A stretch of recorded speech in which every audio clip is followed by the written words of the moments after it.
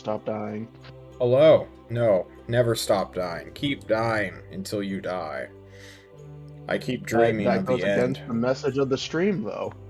Your Thank mom is the message of the stream today, Draco, and city-states of Yeah. Klovisa. Draco's Semicolon, mom. colon dash, Draco's mom. Guys, how are we? And how many times have you fucked Draco's mom this week? Mine is 4. At least I was gonna say the same thing, actually. Four's a good number. Sorry, Or guys, is a I good have number. self-esteem, so. Only once. I know. Joke's on you. Rude, Sorry. man. What it means. As we tear into Draco's asshole, Draco, how many times have you fucked your mother this week? It just hits the end call. Very tempted to. It's not I'll like anybody ruin the watches stream this setup anyway. more than you ruined it already. Oof. Get his ass. It's my party, I can cry if I want to, as they say. Gibby, how are you?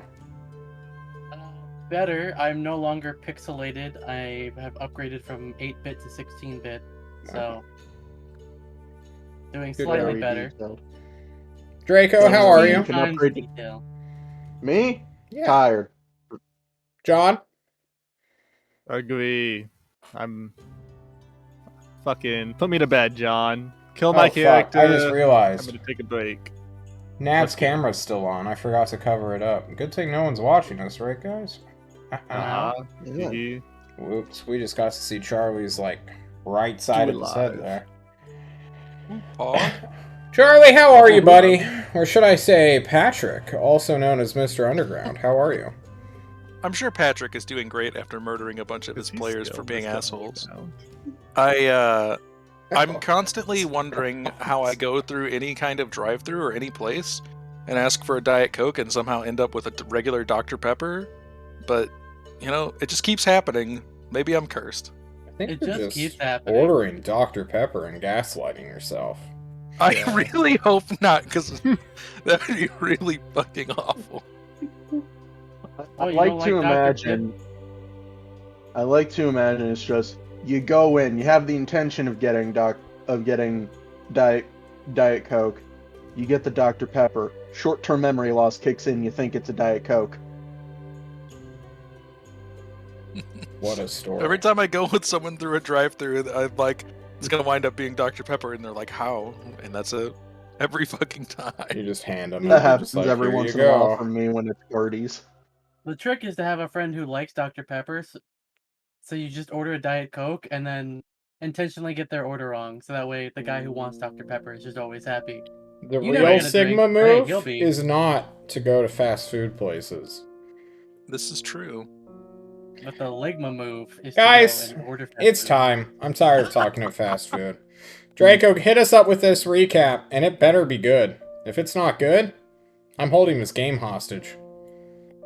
Nav went to meet Mr. Bogar, learned that hydrogen was the real thing he wanted, and no one knows what the fuck it is. Yeah, that's Then basically the you- entire session, right? Yeah. Then That's pretty much Yugu it, met yeah. with a member of the Blazing Star he didn't recognize and almost got murdered. Not even. I got hit by one He was cantrip. threatened. Yeah, almost murdered. He read your mind. No big deal. That's true. Learned I'm a coward. Yeah.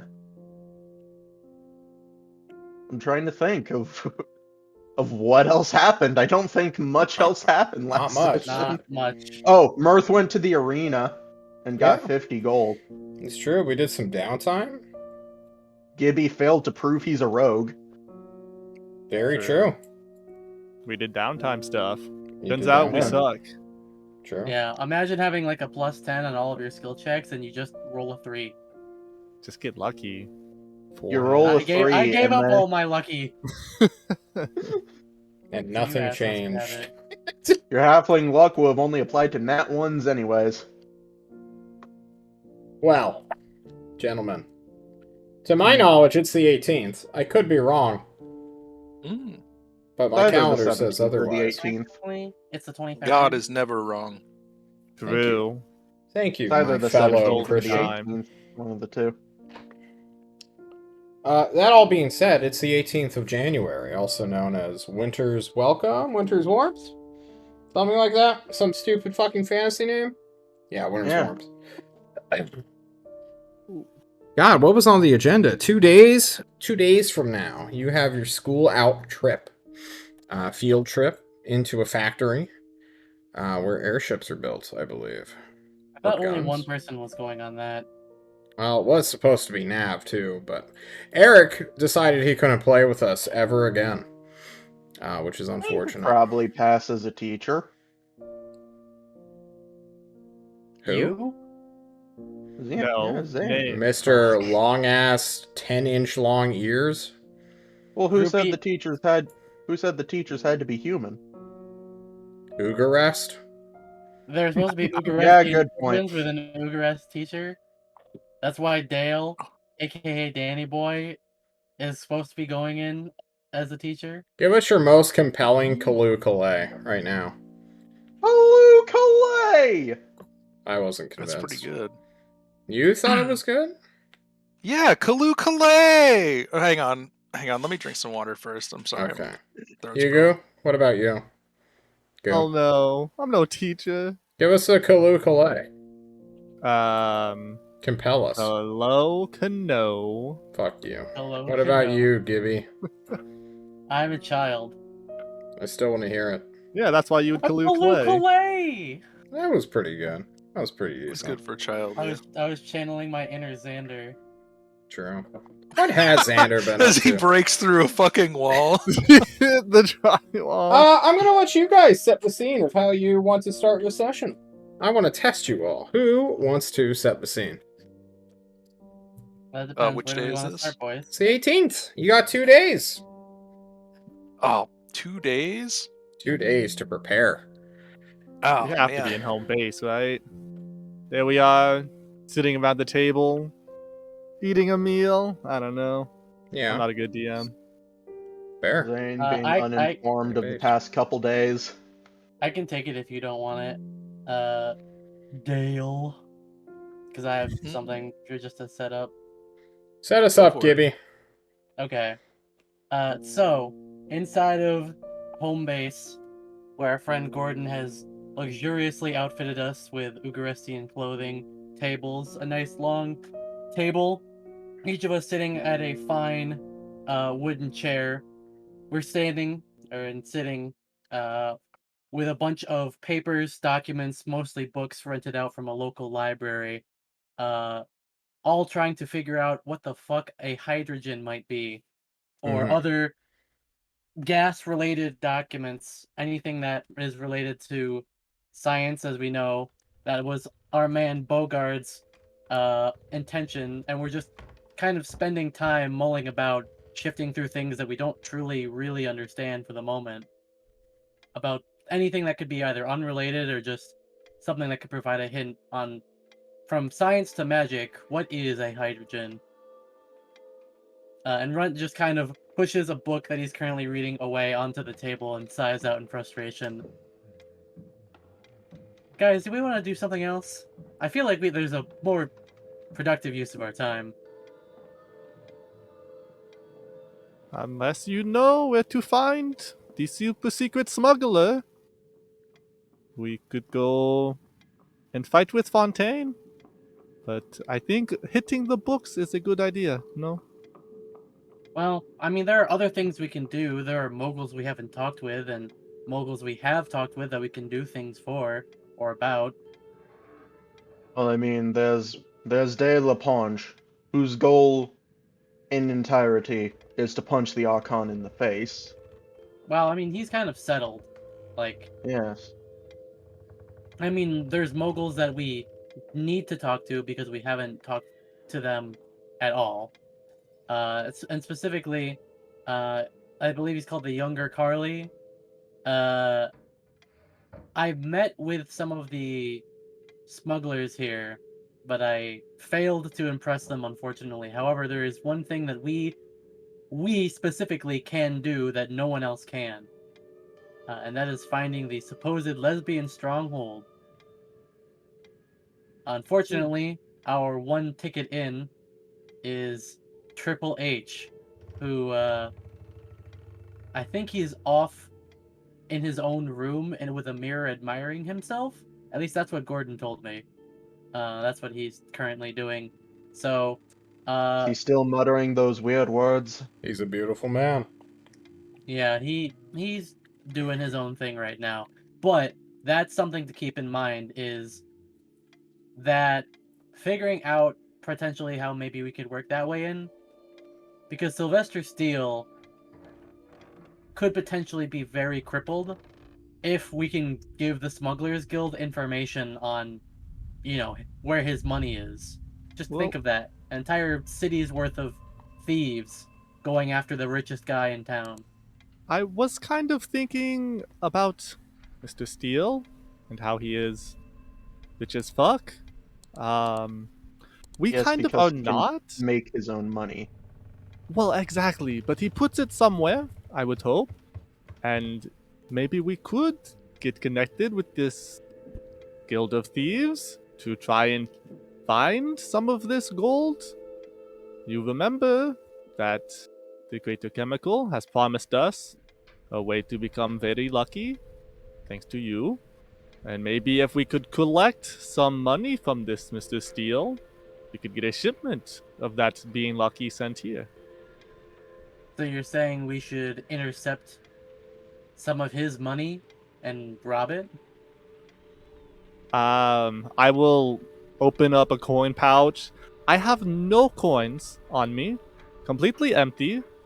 So I was hoping to make some money some way, and if it benefits us to rob this man with a guild of thieves, it is win-win, yeah?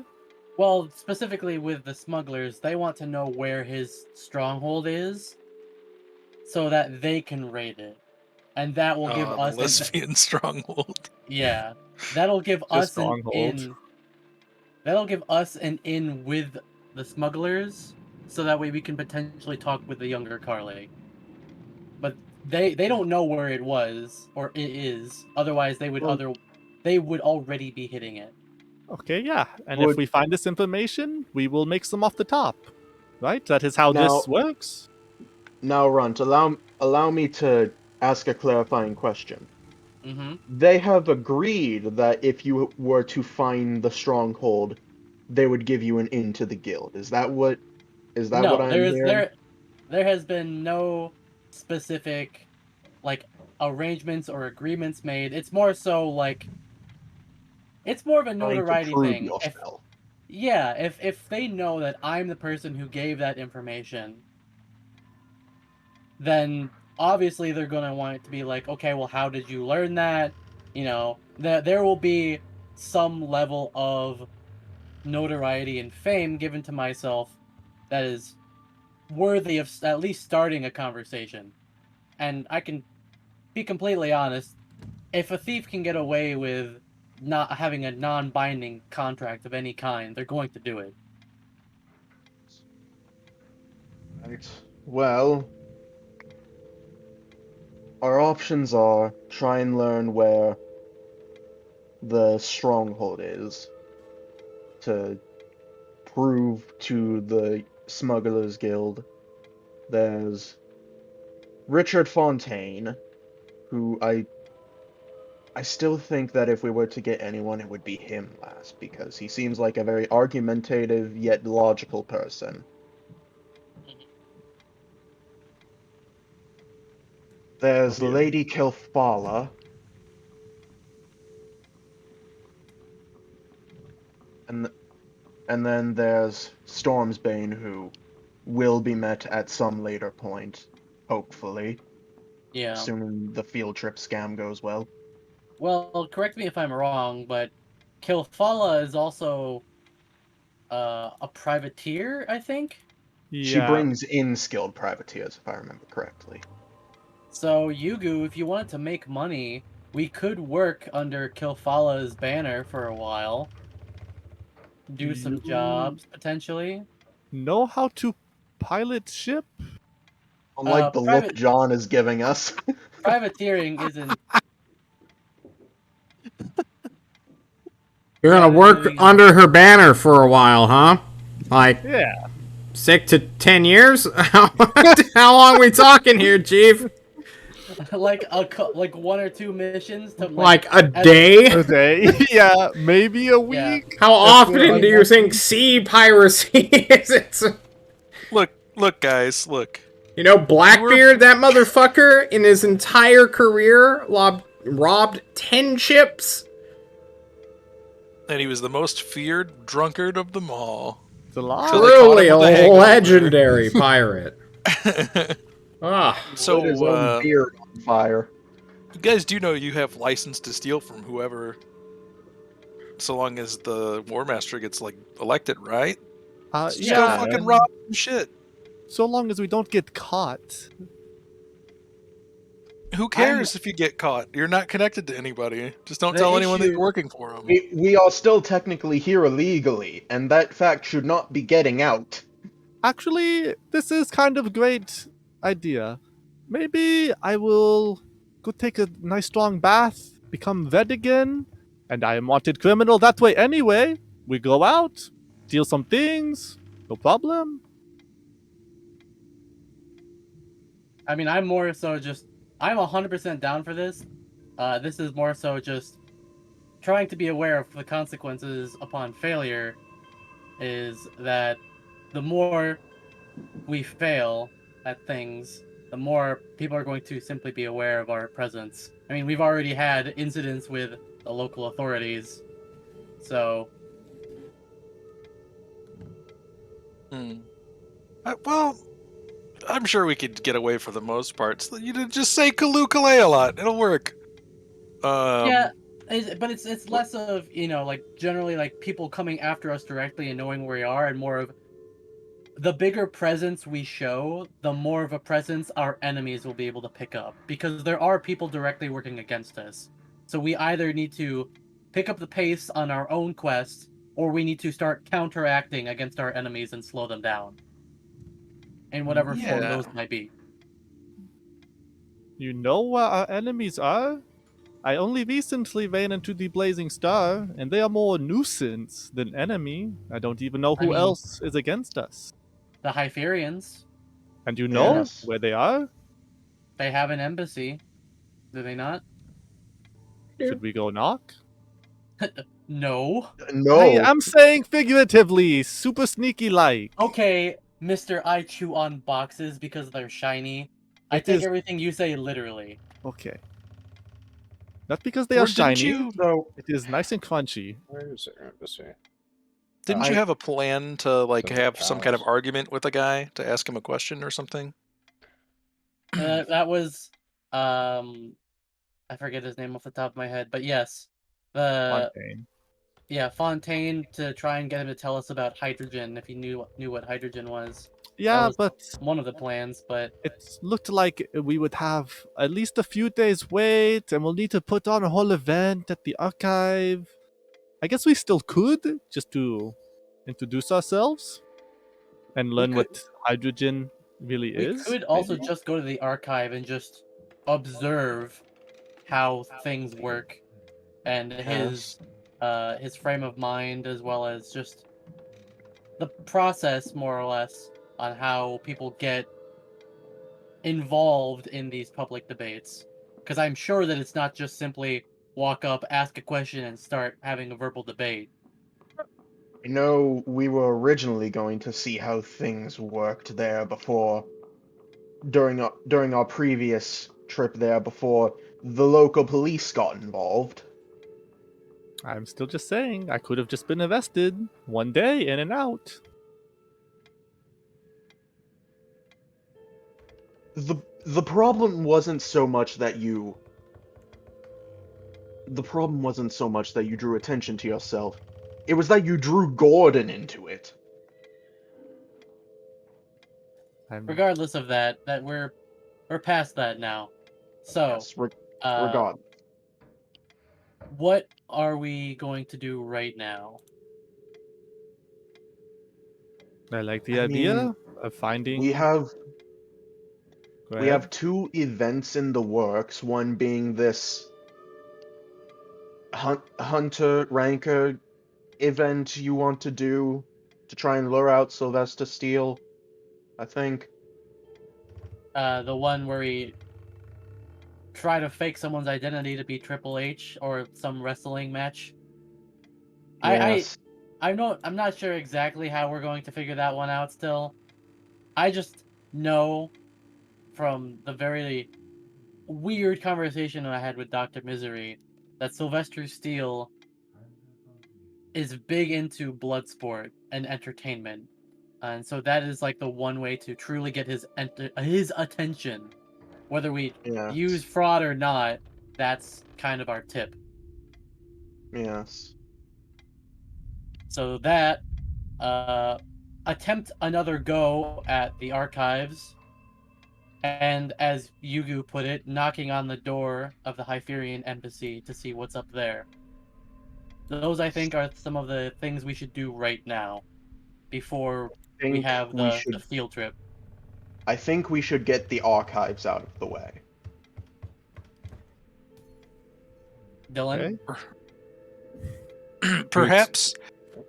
Perhaps Alexander Steele actually has a lisp of some kind, and instead of lesbian stronghold, he meant thespian stronghold, which would be in the archives the whole time. Do you not know that his stronghold is there anyway? Indeed. It was just a suggestion. He could have a lisp. It's pretty close to possible. one another, guys. Yeah. To be fair, a lot of people don't even think the stronghold exists. And correct me if I'm wrong, Dave, but there's a lot of building underground here. Where you can. Yeah, that's There's not a mainly lot of room otherwise. right. So wouldn't it be not too big of a possibility, or too big of a stretch to say that he may have something hidden under the ground with a small entrance above? Wouldn't Perhaps Yugu? even. Go Hmm? ahead. Yugu, where did you originally meet Miss Redmoon? a small cave underneath a tree?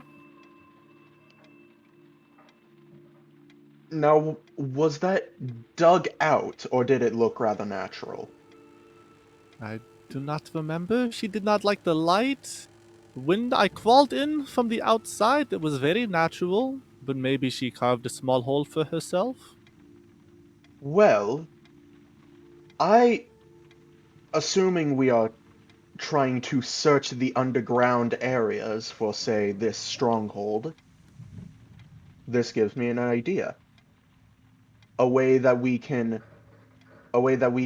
give Miss Red Moon a cause to join our side, and also perhaps a way to screw over Mr. Steele. And what's If that exactly?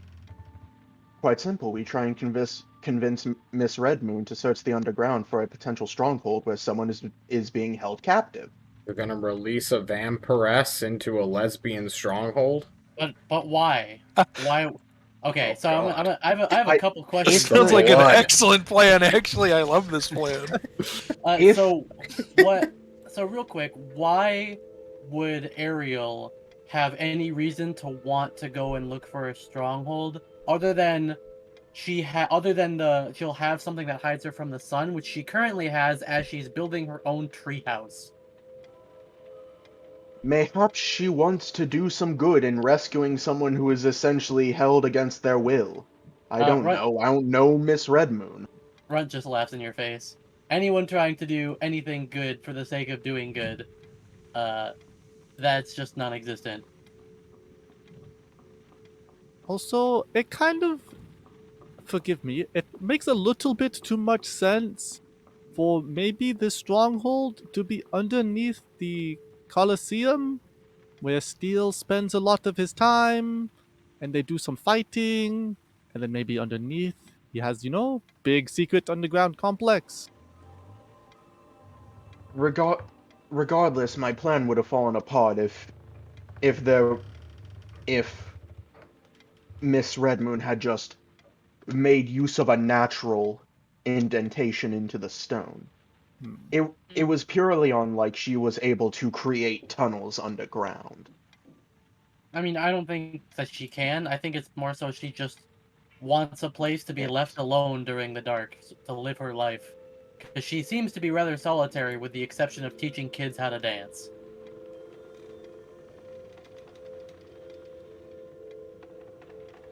Yes, well, it was simply an idea.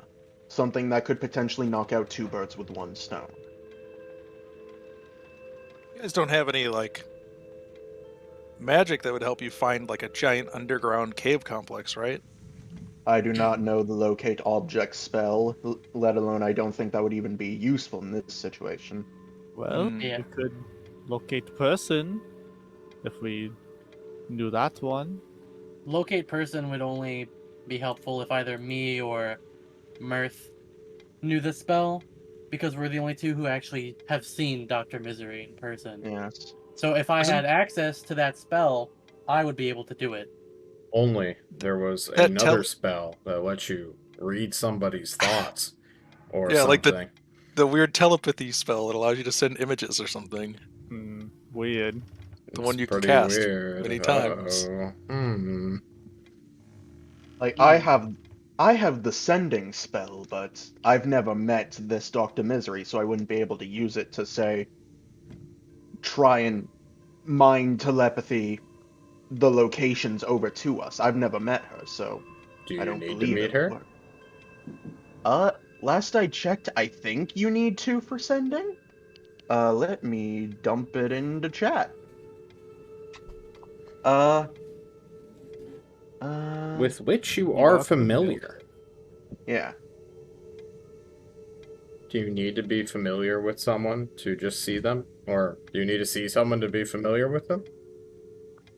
The easiest way to be familiar with them. Or does that mean like you need to be on Like, first name basis? Do you need to like go to their all I wedding? know is that I don't think I've even been told that I don't think I've even been told what like kind of demi-human they are, if they even are one. I just know their name is Dr. Misery, And Fair. they're a woman. and that they're a woman. That is all I know about them, so not familiar at all. Okay. Well, I feel like we are kind of just throwing things at the wall. We should go watch Fontaine. At least Yes. understand how they do things. And while we are there, we can still learn about Hydro Joan. Hydro pump. Yeah. Hydrogen. Let's go. Let's go. I learn about too like hydro- watching Hydro Pump. Go, Blastoise. we don't respect Pokemon here. Oh, Are we going to the Digimon, archives? sorry. I'm gonna peek Yeah. my microphone right now. You Screaming. always speak. Peeking. I'm so Nice! sorry. Nice. Hi. Ah! Okay. We go to the archives. Yugu, you are in disguise as a... Did you wash your Lizard paint off? person? No, I did not. Okay, I'm pretty sure I heard that somewhere, but I didn't know if you declared that yet. I was thinking, Was it- yeah, if we do It was his some illegal plan to stuff. do so if we went crime. Understood. Yeah. I go Uh, red mode when it's dangerous. I understand, guys. Do you want us to Okay. explain it one more time, John? I don't need it explained a fourth time, no. But Thank if he goes you, red though. mode, then he'll be undercover. No, Okay. I'll be exposed. You'll be exposed, which is what you want, He'll be right? exposed by being undercover, by being your true self. Yugu Yeah, rips yeah. off his clothing. Okay. Come You to guys Grey go Fox. to the archives. This time you don't cast spells in the lobby to have No. cops called on you, right? Correct. Well, actually, no. Well, Whoa. actually, Oh, yeah? I cast Fog Collat. No. I have a Smoke third bomb. identity that's green. Nice. What's to do with all these lizard men showing up? Casting spells and shit. They You both head use on this into the instrument. archives. It is a non-weekday, or non-weekend, so You can find that there is one lecture hall, like an actual hall, no books allowed, except for notebooks to take notes, where speakers can get up on a platform podium and dunk on each other. They can take questions. It's very Grecian style of learning. Not so much like a college where you go to this fucking classroom. It's a big oratory hall, more or less. The acoustics are fantastic. That's the first thing most people notice when they walk in. You can hear someone clearly talk from the very bottom of this just ovaled room. Just talking normally out to the entirety of this hall. Maybe it's a semi-permanent spell, maybe it's a just the shape of the room or the materials it's using, but it is quite crisp, and if somebody starts speaking upstairs, you're unsure if someone downstairs will hear, or vice versa. Okay, we've set the scene physically. Here in this chamber hall, we have ya boy, Richard Fontaine. He is a well-to-do lad in his early 30s, it appears. He's got a bit of a beard going on that looks like it's been barely trimmed. He has a full-on scholar's cut, so his hair just, like, shoots out from, like, his scalp down. And then there's just this big, massive bald spot, which he has shaven completely. He looks kind of like a clown. But luckily he has a hat covering that most of the time, but you can still see some of that skin, baby. Full-blown scholar, this man. Richard, what are you currently talking about? Let me go ahead and just open up a thing.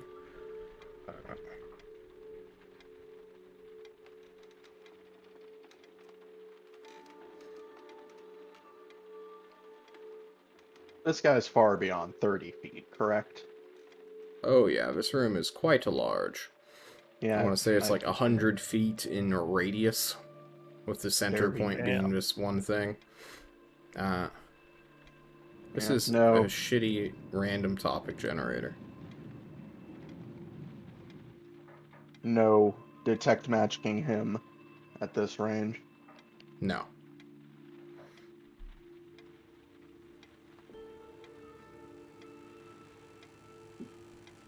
Okay.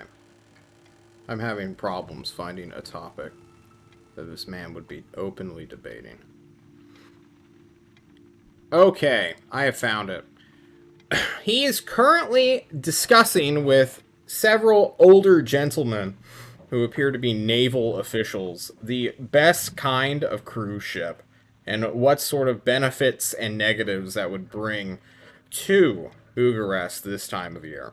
It is the middle of winter.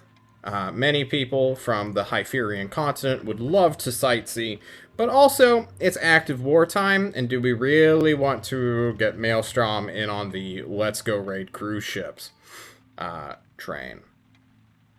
So it's actually kind of boring topic, all things considered. It's not one of the more advertised debates / talking lectures. Yeah. Thinking about that, how many other people do we see in the lecture hall? Is it like not many? Seats are packed? Okay. No. This is one of the boring ones.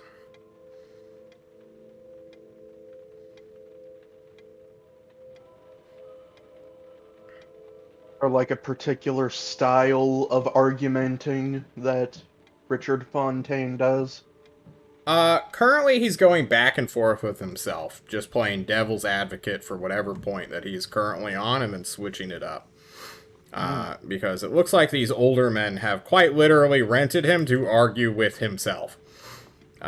Because, you know, bringing in cruise ships from another continent to come see your island is the best way to spread culture, get money, and all sorts of other stuff. Ugarest isn't really known for tourist attraction, even though its architecture is beautiful. Everyone in it's beautiful, and it's a great place to live, especially for humans, which is, you know, Danger's closing that border of like, should we deal with our racist problem? And it's like, cruise ships. And then on the other hand, he's like, well, this whole maelstrom predicament, blah, blah, blah, blah, blah, blah, blah. Lightning flies from the sky and incinerates Hyperion citizens. And look at that. Who's going to be held responsible? Is it going to be Maelstrom? Well, yeah. But will it also be us? For sure. And these older dudes, these like naval dressed up captains or admirals or other such military ranks, continue to just nod along and discuss with themselves whenever there's a lull in a conversation. You guys enter at the very far back of the room on this incredibly boring topic. And I guess you just observe. So does anyone want to keep listening, or do we want to look around? No, yeah, this is boring as fuck. No, who cares? Why don't you go ask him a question? I don't know how to cruising boats, or I barely even care about the maelstrom. I kind of want to wait until he gets tired and wants to go home, because then at least maybe we could find out where he lives. You should ask how to make and contain. Go ahead. Are any of the people in the crowd like piping up with questions or something? Every now and again, but not really this audience. Yeah. I was just more checking to see if it's like a frowned upon thing to do to interrupt with your own question when you're not like up in the center area. I mean, it's not like you asked anyone. You should pretend to be a child and go and ask him, how can you create and like contain hydrogen? Do you think? I know you're joking, but I kind of want to. Hang on, how joking am I? Maybe we check the books here if they have anything on that rather than. Ooh. Oh no! What pretty convincing. Joking am I? You seem pretty serious, so I'm gonna have to shoot you down. Ah, unfortunate. If you were joking, I may have half-heartedly gone along with it. But the more serious you are about it, the more I'm like, oh man, he like really wants me to go do that, huh? No. That's definitely not. No. What's the shock factor of him thinking you're a child and then being like, excuse me, sir? Excuse me, sir. I had a question regarding the ships. I had a question regarding hydrogen. While you guys are talking and joking about your bullshit, you notice that the conversation has died down, and like every single person in this auditorium, all 9 of them, are looking at you all. You 4 assholes. I wasn't talking in character. Yes, you were. I've declared it Kaloo Richard Fontaine lets out a hearty hum. I just kind of shrug and walk out of the room. Okay. Because if I knew that I was talking in the auditorium when that was going on, because I know that they can hear me, because I can hear them from the front of the room, then I wouldn't be talking so loudly and interrupting. You know, you're joking with your buddies. Yeah. You're interrupting something boring? Who cares? I was about to say, since when are any of us buddies? Wait. Dale's like, dude, you know you want to ask him. I'm not your You know buddy you want guy. to, Yugu. Well, now we can't, because now they know we're just assholes. Yeah. And then anything we go up and ask, they're not going to take Will seriously. you have your discussion outside of the auditorium? No!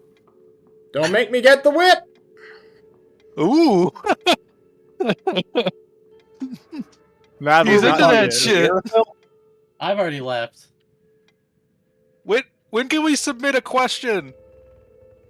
The end of the lecture. And it better be on topic. How do we change the topic? You don't. Go talk with my assistant. He snaps his fingers. 2 invisible hands sprout out with ethereal whips. looking as if they're about to slap you in the face, Dale. Oh, magic, neat. Zane will. Luke Clay, I'm out of here.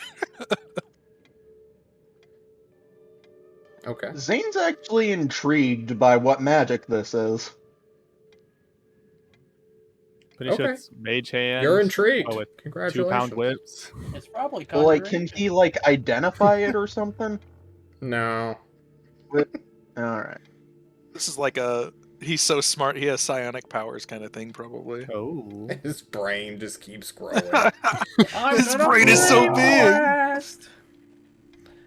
You guys can head on out of the auditorium hall. And over next to the entranceway, which you guys conveniently missed because I did not narrate it, is more or less the itinerary of ya boy, Richard Fontaine. Like a calendar month's worth of debates. And it seems like 5 of the 7 days of the week, well, more than half of the month is scheduled out for just random debate topics. Or just talking points and like, do you need a well-thought-out, learned man to give opinions on a multifaceted issue or dilemma that you have? Please submit blah blah blah contact information xxx-xxx, just a phone number. 6969 ends with the last 4 digits, of course. Nice. Perfect. Nice. Indeed. When is the first open date? There is none. At all. Okay. Is He's there booked out the contact entire month. information for the other person he's supposed to debate with? What do you mean? Like, is there like a Good. featured guest kind of thing? Like, Yeah, when we there's can make someone conference go meetings, it's like- missing or decide to not show up or something. Yeah, so they're like partnering with so-and-so whose name you don't recognize. Yeah. Dale, give me an intelligence check, I guess, to try to remember some of these names. Godspeed. 15 isn't bad. The plus zero? Plus 0, The baby. biggest ones that you notice, Mr. Dale, is that there is going to be an economic debate at the end of the month, so on the 30th, with Sylvester Steele, the 50th, that this man is planning to have. Being aware that you are playing a game of moguls, this may be Sylvester's attempt to convince him onto his side. Which we should all be cognizant of as John actually writes it in the calendar. Because he wrote it in his Word document. I don't know why we didn't. Are there any more details other than economic debate? No. Not immediately. So you're looking at like an actual calendar that has events on it. And there's a lot in this month, right? And most of it's inane bullshit that has been like more or less hired out, almost like a spectator sport. Like weeks in advance, if not months. Hang on one second.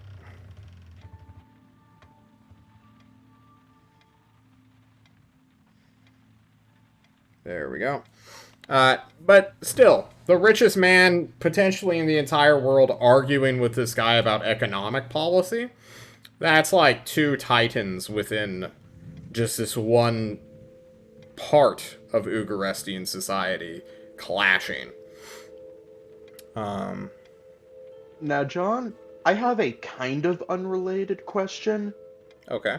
but how common of knowledge is it that Sylvester Steele can print money? Like magically. Not very. Gordon knows Okay. it because he himself is a mogul and has studied the man. Yeah. But he is the richest man alive, not just because he prints his own money. He has, like, assets in the billions of gold, like, level. He's Bill Yates. Yeah, basically. There is... basically, like, every 5th day, and then, like, more or less every Friday. But the weeks are kind of weird in Klovisa. there is a debate about racial things. So, like, a facet of the racial dilemma of, like, what is a demi-human? How are they different from regular humans? Is always had on the Friday of every month. As you guys are just kind of discovering this, you don't know what position Richard Fontaine has, if he even has one. He may be one of those true intellectuals who does not actually have any position and just argues all the points because he can. But still, that may be a good time to go and check him out and see, like, where he might stand if, say, your warlord were to take over. And then what day equivalent is it? For you, it would be the night of the school adventure. So on the 20th would be the next, and then the 27th, and so on and so forth. Well, if we're sticking with Dennis over here doing the school trip by himself. Listen, only I get his name wrong intentionally. Damn. That's my thing. Fuck off. But I need Runt with me, right? He's supposed to be the one of the other Actually- supervisors, right? No, Well, they're Pretending to be a child. it was supposed to now be they thought Nav. about it. Mhm. Yeah, because I look like almost passable as a child, but then they realized, hey, none of the other kids are gonna know who I am, and kids are gonna be kids. They're gonna be like, who's that Billy over there? Why is he Well, I with do us? have locate Who's this object. weirdo? Yeah. Well, So locate lesbian stronghold. locate Just locate a An gun and walk around an and look for a object. gun 1,000 feet under the fucking ground. True. locate Holy shit, lesbian there's like treasure 50 hole, machine so- guns down there. To be fair, I don't think it would be at all useful to us because I think to re-prepare my spells, it has to be an entire week. You need to wait. Can you not do that on a short rest? I don't think so. I think I it's don't a think long so rest. either. Are Actually, you a wizard? That Yeah, being just a said, long Yeah, rest. I'm a wizard. You guys actually haven't done any combat. This is basically all part of a long rest. So. Well, I mean, I've been using my spells here and there, Okay, whether or that's not fair. that matters at all. That does matter, actually. Yeah, because quite I've a bit. used.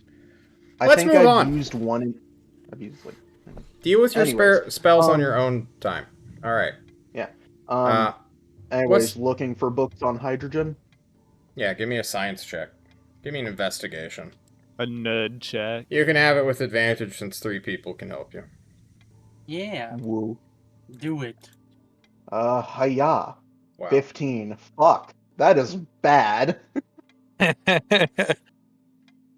You go to Children's Understanding of the Elemental Table.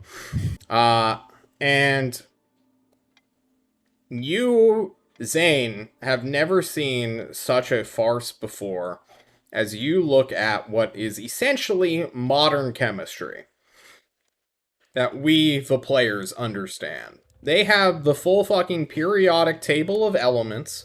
They have all sorts of protons, neutrons, neutrons, electrons, Yeah. all this What is crazy, this stupid shit uranium? that does not exist, Zane. This is fantasy to you.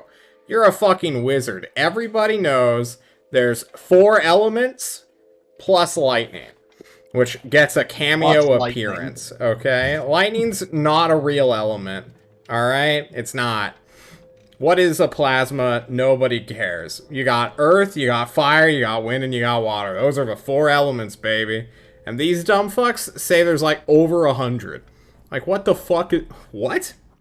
Nah. Zane will What?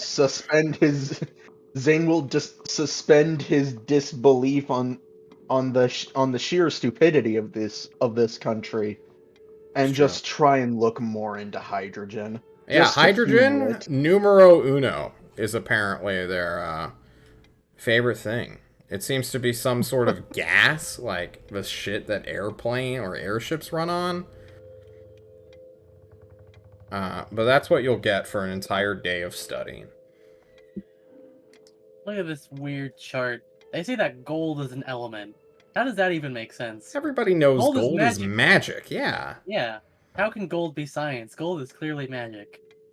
How do these guys not know basic understanding of elements? This is so confusing. How do They're they- so how do- stupid, Dale.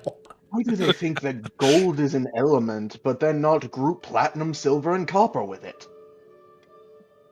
That Those- That's also in not there, control. though. What do you mean? What do you mean? What do you mean? People Or can wait, write. no, I'm thinking just platinum. Never mind. Draco's dumb. Like, but they're right there. They're right there. They're close. Dale, you remember your high school experience learning this shit? And it's like, wow, I never thought I'd have to learn this, and this is what I'd be if I didn't. So this is what happens when you slack off in school. True. Anyway. Yeah, that's what you get for an entire day of studying. Are one of you going to try to ambush Richard Fontaine after his argument? Hell yeah. I don't like Hugo wants books. to. Well, I don't want to ambush him. I just want to see where he goes. If he like takes a car somewhere or So walks. stalk him. He's not gonna ambush him. He's gonna stalk him. Yeah, I might ambush him if Give like me we're in a nice a- park. Give me a stealth check to stalk him. Oof. I'm so And a great at stalk these. Haha. check. You're a bard. There are worse things you could be at. Oh, I am actually pretty good at these. Hey, wow, you have plus 10 to Jesus stealth. Christ! Yeah. I pretty think good. I'm expertise in that. Yeah, I Ah. definitely am expertise in that. Hiding in dumpsters, man. Yeah, shit. You go to stalk Richard Fontaine. Also, well, no, we won't talk about that. He, after all is said and done, leaves through a simple side entrance, which you quickly stalk around the auditorium to find the entrance of. Ooh. Hang on one second. I'm gonna need a Tums. My stomach hurts. Oh, Sponsored by Tums. Dum. No. You wish. Yeah, for real. Give me that Tums money. Get the money. Give me that free Tums, They just baby. send you Tums enough and money money. for another box of Tums, and that's it. I'd take it. Yugu, while the others are memeing around a library trying to discover what the elements or periodic table of elements is, you find Richard Fontaine talking to a librarian-esque woman in robes and wearing glasses, holding out an itinerary for him to be reading. I'm gonna let you give me a perception check to see if you understand what they're saying. Thank you. 15? You hear, you do not hear the name of the person he is talking to, but you do hear the subject matter at hand. Richard Fontaine complains that, I guess I could do this in character. I don't know why Kilfala keeps wanting me to go around explaining why the Hypherians are bad people. It seems a little redundant at this point.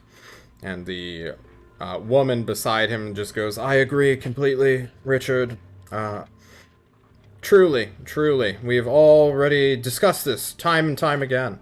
It's like, I know, but still, should we just blow her party off? Hey? And she says, only if you want to, Dick. He's like, no. We must be professional. I'm Richard here. And he walks off in a hurry.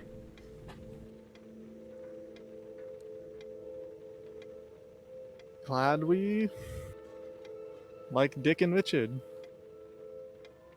Dick and Richard.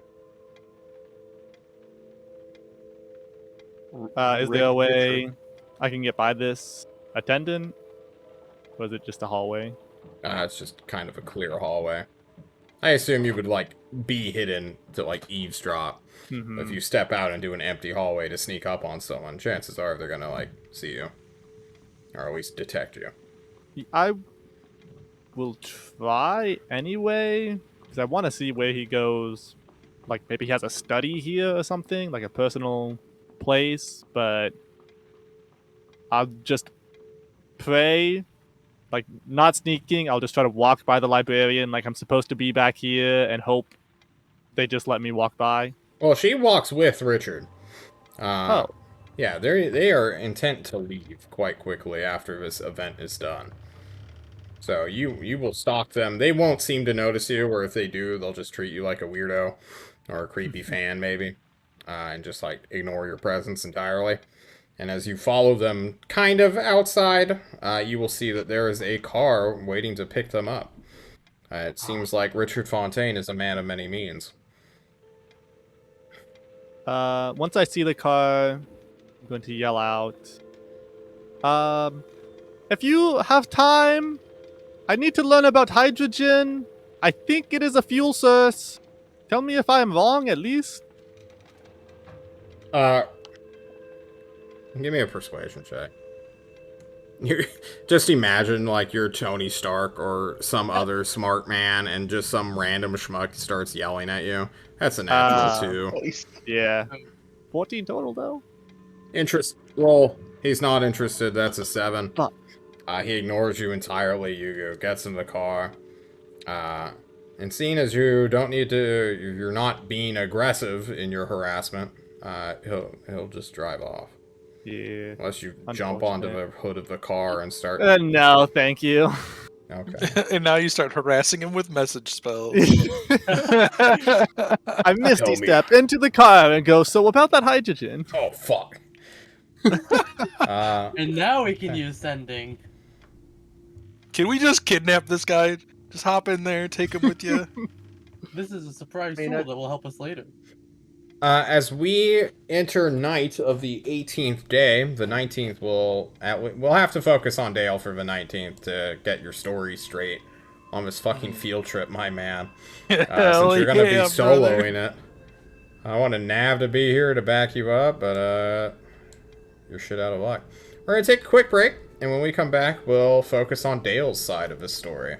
We'll be right back, everybody. Mm-hmm.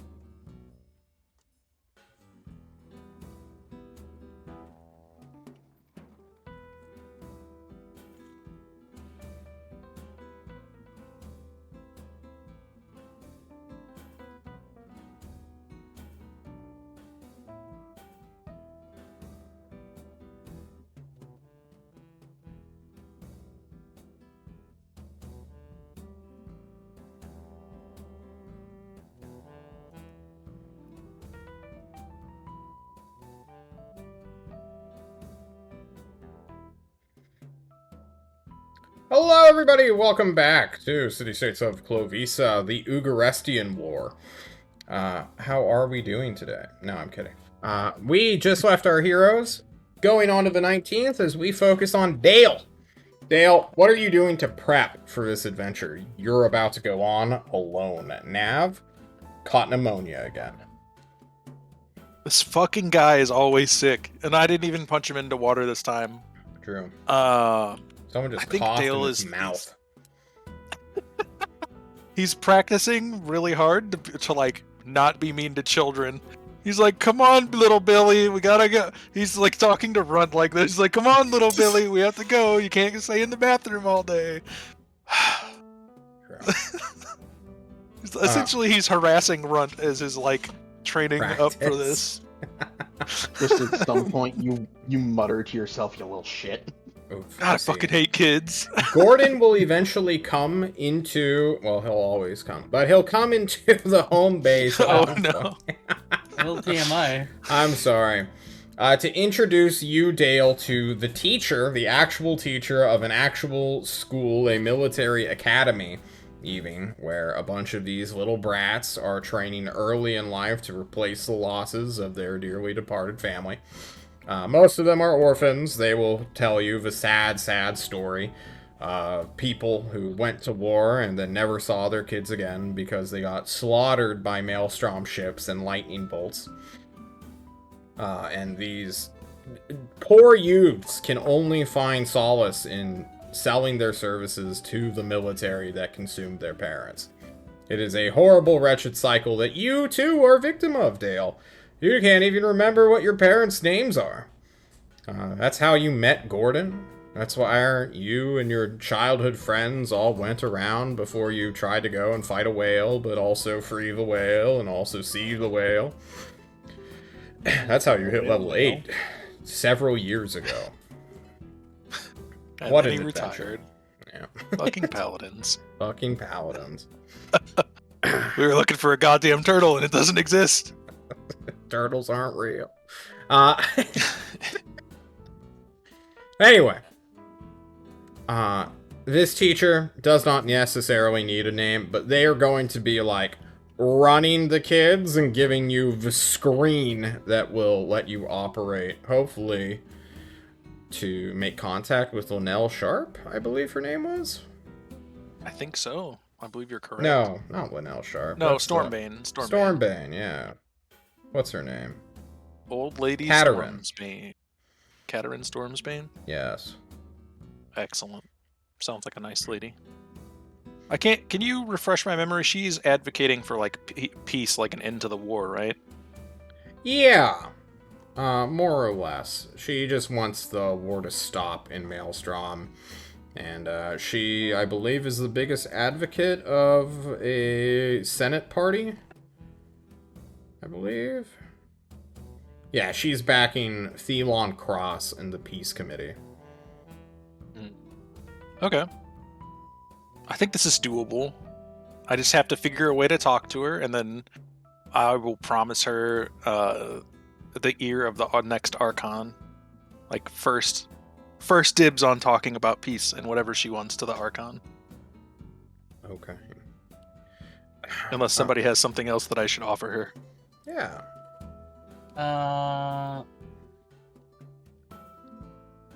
A quick reminder, Maybe- she's 90 in her 90s. She's not Yeah. much longer left in this world. Yeah, and if I'm not mistaken, she doesn't have like an heir, right? Or like someone to basically replace her when she's gone. Like to take She her has place? children and grandchildren, but I mean, like a successor. not to your awareness, no. Yeah. You could always try to push for her to get a new successor. And if you really want, I can give you some information on Maelstrom. Since that's like the whole thing that she's against. If you think you need it. Well, I feel like she dislikes Maelstrom, but she dislikes the war more, right? If I had to guess. So, yeah, I think it's some really way... 'cause You don't She's have some so- like great knowledge that would allow them to immediately cease the war with Maelstrom, do you? Nothing that they could really do, because anything that, even if I told you all of the secrets that I knew, that wouldn't help them win. That would just make them more aware of how underpowered they are compared to Maelstrom.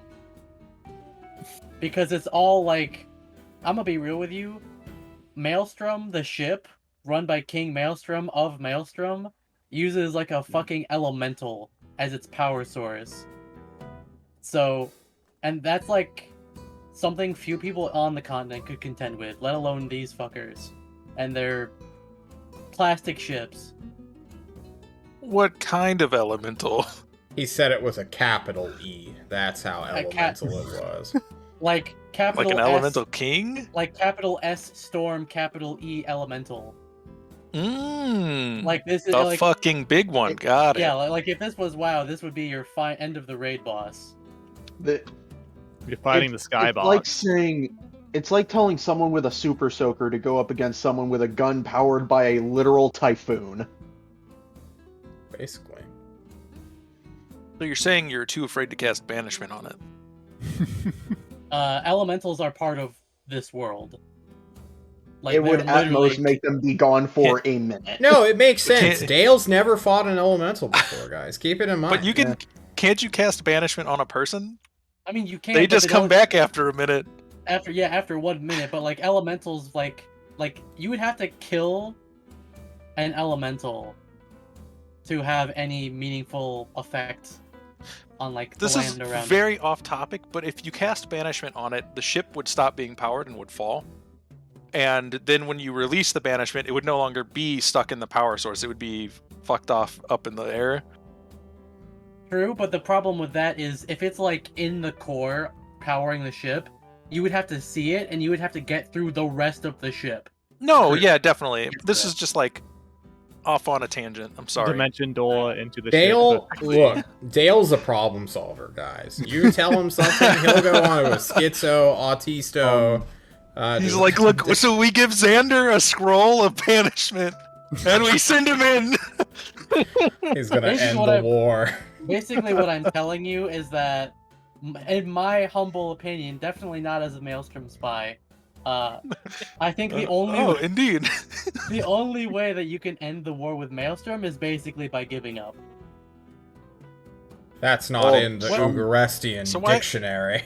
Why is Ugarest at war with Maelstrom? I don't think we Because have. a word over Maelstrom this. is at war with Ugarest. Yeah, they're Yeah, just an so they- asshole. They are They're not small the guy. aggressors.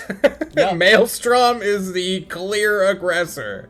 That's what I'm Ah, saying. And, like, that it's makes not, more it's not, sense. it's not making peace because you're not the ones trying to fight them. They're the ones beating the shit out of you, and you're literally just trying to defend yourselves. That's why I'm So- saying the only so do way you you think- stop fighting is to give up.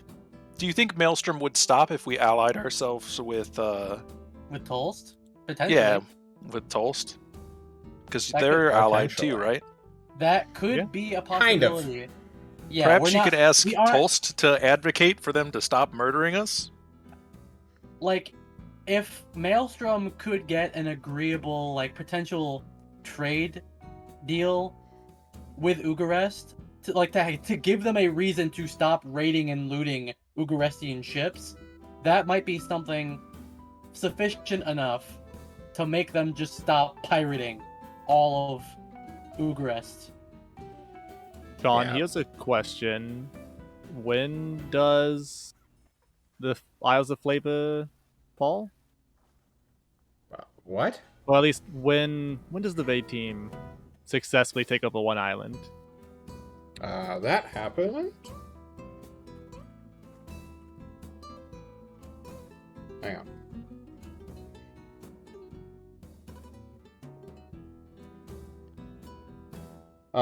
They took Accolade on the 11th, and it would be the 16th, I believe, is when the Bojable fight goes down. So, you know, Oh, so that actually has already all happened. Damn. Okay. yeah, it's in a time lock right now. Yeah. Um. In other news, So- I just realized I had the perfect spell to help with the Stormsbane factory Well, infiltration. go fuck yourself. Keep it to Yeah. yourself. Stupid wizard. Should have known that already. Like, it's a spell I knowing your even have spells. prepared. I just never read the spell to completion. Same. Wow. Either way, we can offer them a trade deal with the resources we will get from the Isles of Flavor. Because we will get them. It's- I trust the Raid team. I The think best just- trade deal. Guys, Ever- I'm sorry. ever- I need to cut this conversation. This conversation's going far too All right, long. I know what I'm going to talk to her about. Okay, we're All good. right. I think we're cool. Are we ready? Are we ready to do this? We're gonna speed run this. good. I'm ready to fail some goddamn. I hope you're ready to persuasion. learn, because we're getting some lore, guys. You ready to get Wait, lore oh, yeah. experience? Hang on, John. Fuck When you. we get there, What? I want to mentally bond with him. I want to give him bardic inspiration for the first 10 minutes. Only if you want 28 children to see you. That's fine. I hope we're on a bus and Just the cast that kids are. spell, but on the Gordon children. slaps you in the face, chokes you out, and you're not going anywhere. Give me an athletics check to escape the grapple.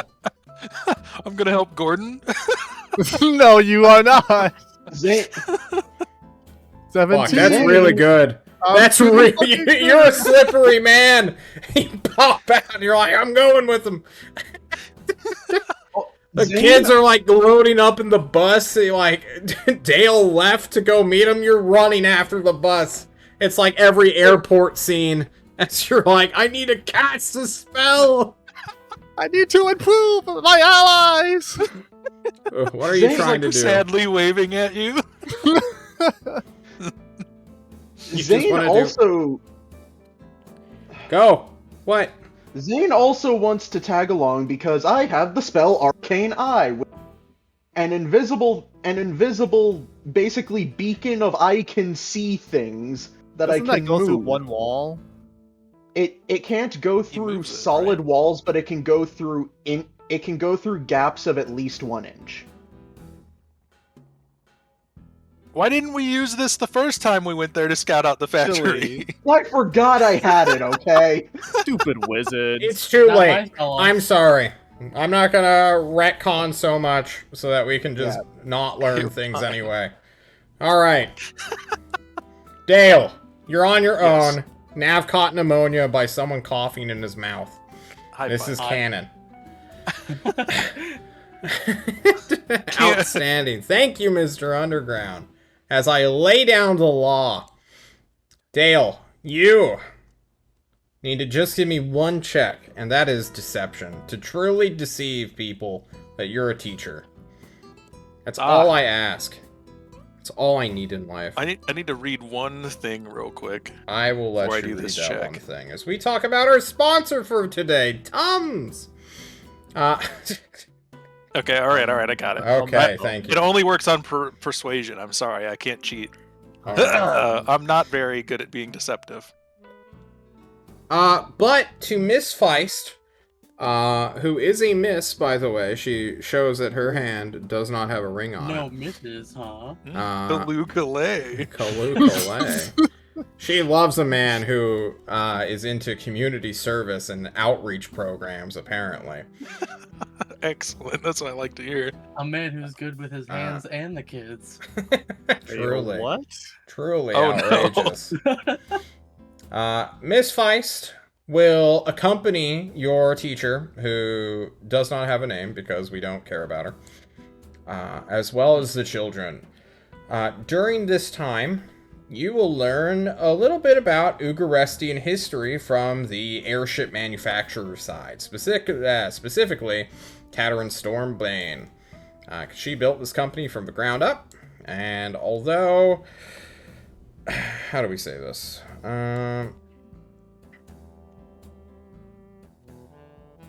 God, how much do you actually care, Dale? I guess I should ask that. I don't need to give the lore if you don't care about it. Dale cares. He wants to know about the history of Ugarest. He's like an old bored man who was trying to flirt with this lady, and then now they're just like telling us all this stuff, and now he has to yell at small children constantly to be like, Yeah. God damn it, Billy! Basically, there is gosh darn like... it. I don't know if you've ever been into like a research center, but every time there is like some weird museum part of these things. I've been to like 8 of them working in... I can't tell you, it's classified. But these fucking places just have, like, things to look at. Portraits, paintings, product that is, like, from way back in time, from the company's founding. And this manufactory, I should say, was created by Stormsbane, but has always been here in Ugarest. It was one of the first structures ever made by one of Ugarest's founders, a man, no last name, by the name of Dan. Just D-A-N. Sometimes it is fully capitalized, sometimes it is just capital D, and then lowercase a-n. Otherwise it's Dan! But apparently, Katerin is a descendant of this Dan from over 1,000 years ago or something. And back during the Age of Collapse, I believe, the Age of the Collapse or some nonsense like that, Dan used to live on Klovisa, came over here with a bunch of dryads running away from some super threat like global power, and was like, fuck this shit, I'm gonna build a city in the middle of the ocean so no one can bother me. That didn't go well, so he made a giant magical airship as well so that he could actually get back to Klovisa to get stuff. And people. He and his followers moved to Ugarest and built a giant tree with the help of some dryads who made this place like a really cool agricultural beach town. And people just relaxed for several centuries. It was great fun until, and this is when the history truly begins, the troubles started. The war with Maelstrom, not just the first one, or the one you're currently in, but the ones before that too, where there were just storm riders literally riding on storms, throwing lightning at ships. In fact, it was the Maelstrom that struck down the ancient craft of Dan, the Mage Craft, his robot airship. It was a day that is perpetually painted on this wall here. That son of a bitch, Miss Feist mutters under her breath as she gives this speech, hating the King of Maelstrom for such a loss of magical technology.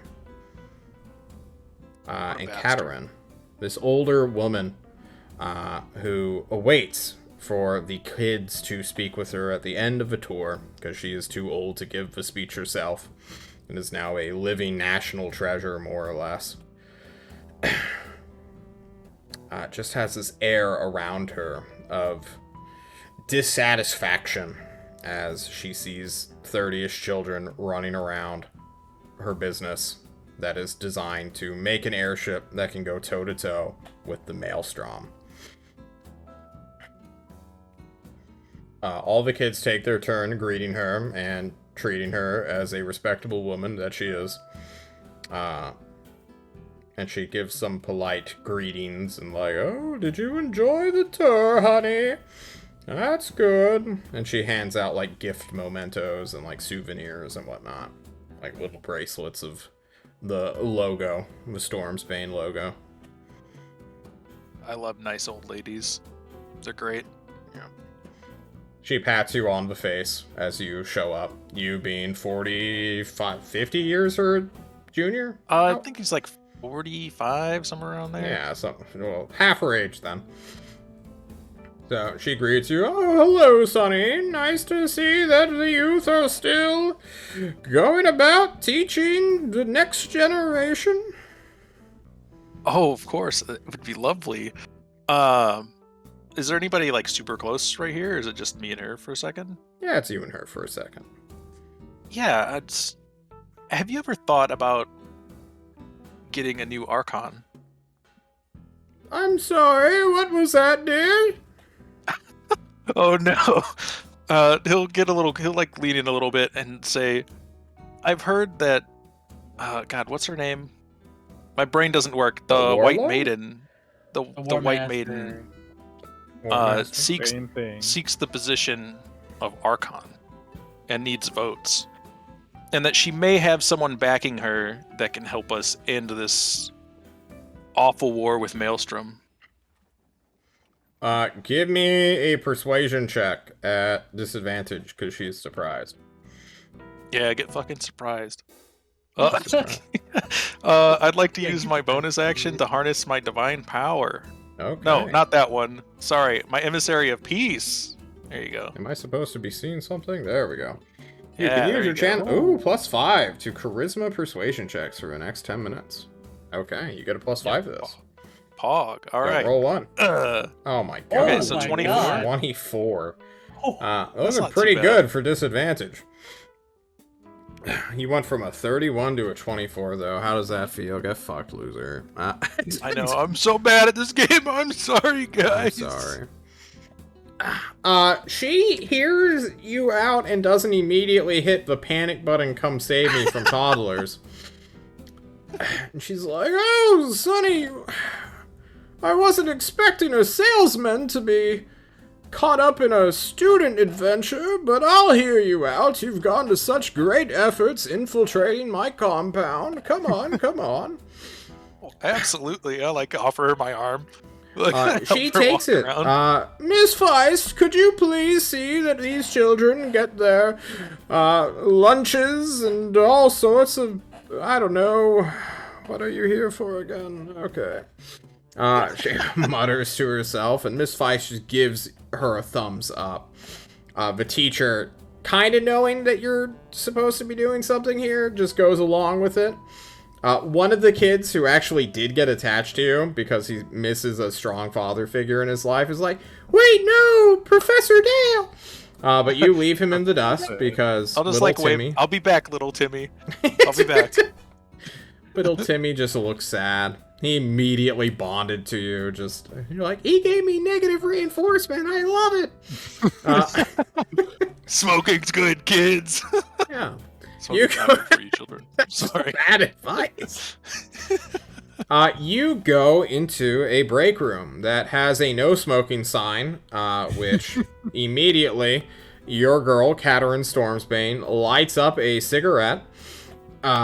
Ignoring the sign completely because she's too old to give a shit, and takes a seat in a little area next to a window that lets natural light in. There's another person standing around just like waiting for his microwave sandwich to finish. But as you take a seat and have your muttered conversation, old Granny will stretch out her old bones and cross her legs with great effort, looking kind of spry. For an older woman, especially in her 90s. It's not like she's trapped to a walker or a wheelchair. And, alrighty, let's hear the sales pitch for the newest Civil War. Well, hopefully there won't be a civil war, but There's always a Civil War. Isn't that right? At least this one will give us a chance to finally stop being at war with Maelstrom. So, Sonny, tell me your secret. So, it seems the White Maiden has the backing of Tolst in some manner, Oh. and if she becomes Archon, she will make an alliance with him. And from what I hear, Maelstrom does not wish to face off against Tolst directly, and it could give us enough leverage to finally have peace for a time. I see. Well, that's one theory. But do Or you we could really have think Tulsi- this foreign country is gonna come up to bat against the world's most aggressive military while they are themselves are invading other countries or something? Well, I've heard that they've been doing a lot of research into the ship itself, the Maelstrom. Something about its power source being some kind of giant storm elemental. Ooh, interesting. They're gonna knock down the capital ship. No one's ever thought of that one before. Ah ha ha! She inhales deeply on her cocaine-laced tobacco. Hell yeah, this lady's cool as fuck. True. Perhaps not, but I hear that Tulst himself is called the Great Warlord, believe it or not. Who is Tolst? I think you're mixing up a city name with a person. Am I? Who Yes, the you fuck? are. The tyrant. The Tyrant, sorry. There you Not go. the It's like a Toast. title or something. You haven't been reading the Yeah. political gazettes like I have. You're right. They've put me to sleep sometimes. I can't help myself. I'm an I old man don't at heart. blame you. Men of action rarely read. They do like to die, though. This is true. Hopefully that's not as soon as I leave this room, though. Oh, don't worry. I'm well beyond the years of sending assassins out of political threats. I'll wink at her, like, okay, don't kill me. But, yeah, the wink I of believe mercy. the merciful wink, yeah. But I do hear that the Tyrant can go toe-to-toe with Maelstrom if he has to. Let me play some gentle ocean music. Excellent. What assurances do you have? You clearly want my support. Or at least the support of my supporters. What specifically would you like? Something lets that out I a could sigh. 100% give you. Perhaps you would like the first seat on with the Archon, with the new Archon, to Sonny, talk I'm of not peace, gonna live or... that long. I'm in my retirement years, my twilight This days. is true. You know what I really want? No, please tell. She looks up. Her head tilts to the ceiling. Her eyes open into a cold glare as they stare into you. I want Sylvester Steele's head on a fucking pike. That's what I fucking want. You wouldn't happen to know where his lesbian stronghold is? No, but I know he's got my granddaughter in it. Your granddaughter's name isn't Dr. Misery, is it? It was her code name back in the day. You know, I may have some people that recently saw her. And we seem to be what does that planning an be? event. Well, apparently she was at the communal park looking for a lost friend that had died somewhere far to the northeast. She's still after that tiefling's tail. Unbelievable. Okay. Perhaps I will send her back to you soon, alive and well. Oh, please tell me when. As soon as we get a hold of her. We're planning a small event to get a hold of Mr. Steele's attention. Well, get me my heir and I'd do damn near anything. This is a deal that I shall do my best to do. Alrighty. I'll, stand up and, give her a kiss on the cheek and say, thank you for taking the time today to not murder me, and just talk. I You're appreciate very it. welcome, Sonny. It was all in that charm and little Timmy's glint of glee when he saw you. I knew that a man that could make an orphan smile was one to be trusted. Well, you know us orphans, we all get along together well. We sure do, don't we? She pats you on your hip as she's still sitting down. She squeezes a little just to check your no. side out. It's like, oh, big and strong, as you quickly flee. Oh, God. God help us all. Kaluka, no way. Kaluka, oh, God. Human resources help. Miss Feist is there, Yeah. waiting, in collusion. Outside of the break room. Are you done here, Dale? I believe so. There's nothing for me to fuck up and get us all in trouble with, so. Sure. I can't, technically I can cast spells here, but, do I really want to make everybody mad at me? Do you? Yes. And then we'll paint you orange. Basically, I'm just letting you, have the opportunity to dig up more lore if you care. But your mission of making contact is complete. Yeah, what kind of trouble can I get myself into lore-wise here? I don't know. What do you mean? You ask about chips. Can I get a private, tour from Miss Feist? Sure. Oh. Where do you want to go? Right. You want to see the manufacturing Please. floor? Show me your back rooms. Yeah, if they let me. Yeah, show me your manufacturing You floor, Mrs. proposition, Miss Feist. Feist. No big deal. She's super into it because she's unmarried and sad and lonely, working as an HR Aren't we department all? for a bitter old woman Mm. who is also depressed and sad and angry and willing to put the richest man on earth's head on a stick. So that's not a good working place environment. I'd say so anyway. Where do you want to go?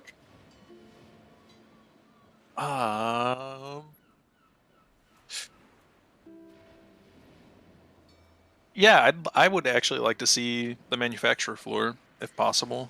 Yeah, for sure. Miss Feist has clearance to a lot of places that she doesn't care to go to normally, but she is like the HR representative. She is human resources. She has no help. She needs no help. There Hell are yeah. a lot of workers on the floor, even though it is well into the evening. This place runs 24/7. Sometimes airships need to be wheeled out into a underground chamber, which they'll then be elevated up into the sky through a massive lift that is basically in the center of this compound that you are currently in. You'll never see little Timmy again, I realize. Poor little Timmy. As you fucking dump his ass to go on this fucking... Dad's Go on gonna an go grab some adventure. milk. Oh I just need to get some milk and Not cigarettes. Timmy, again! I'm sorry. No! Just when I got And attached. cigarettes.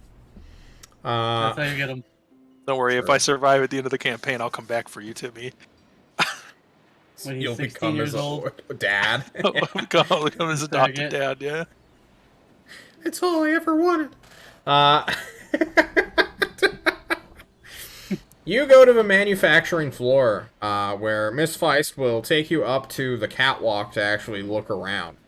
It is pretty dope here, seeing like several hundred to over 1,000 people working at a time in unison. There are welder lights going on, because most of Ugarest's ships are made out of metal for the most part.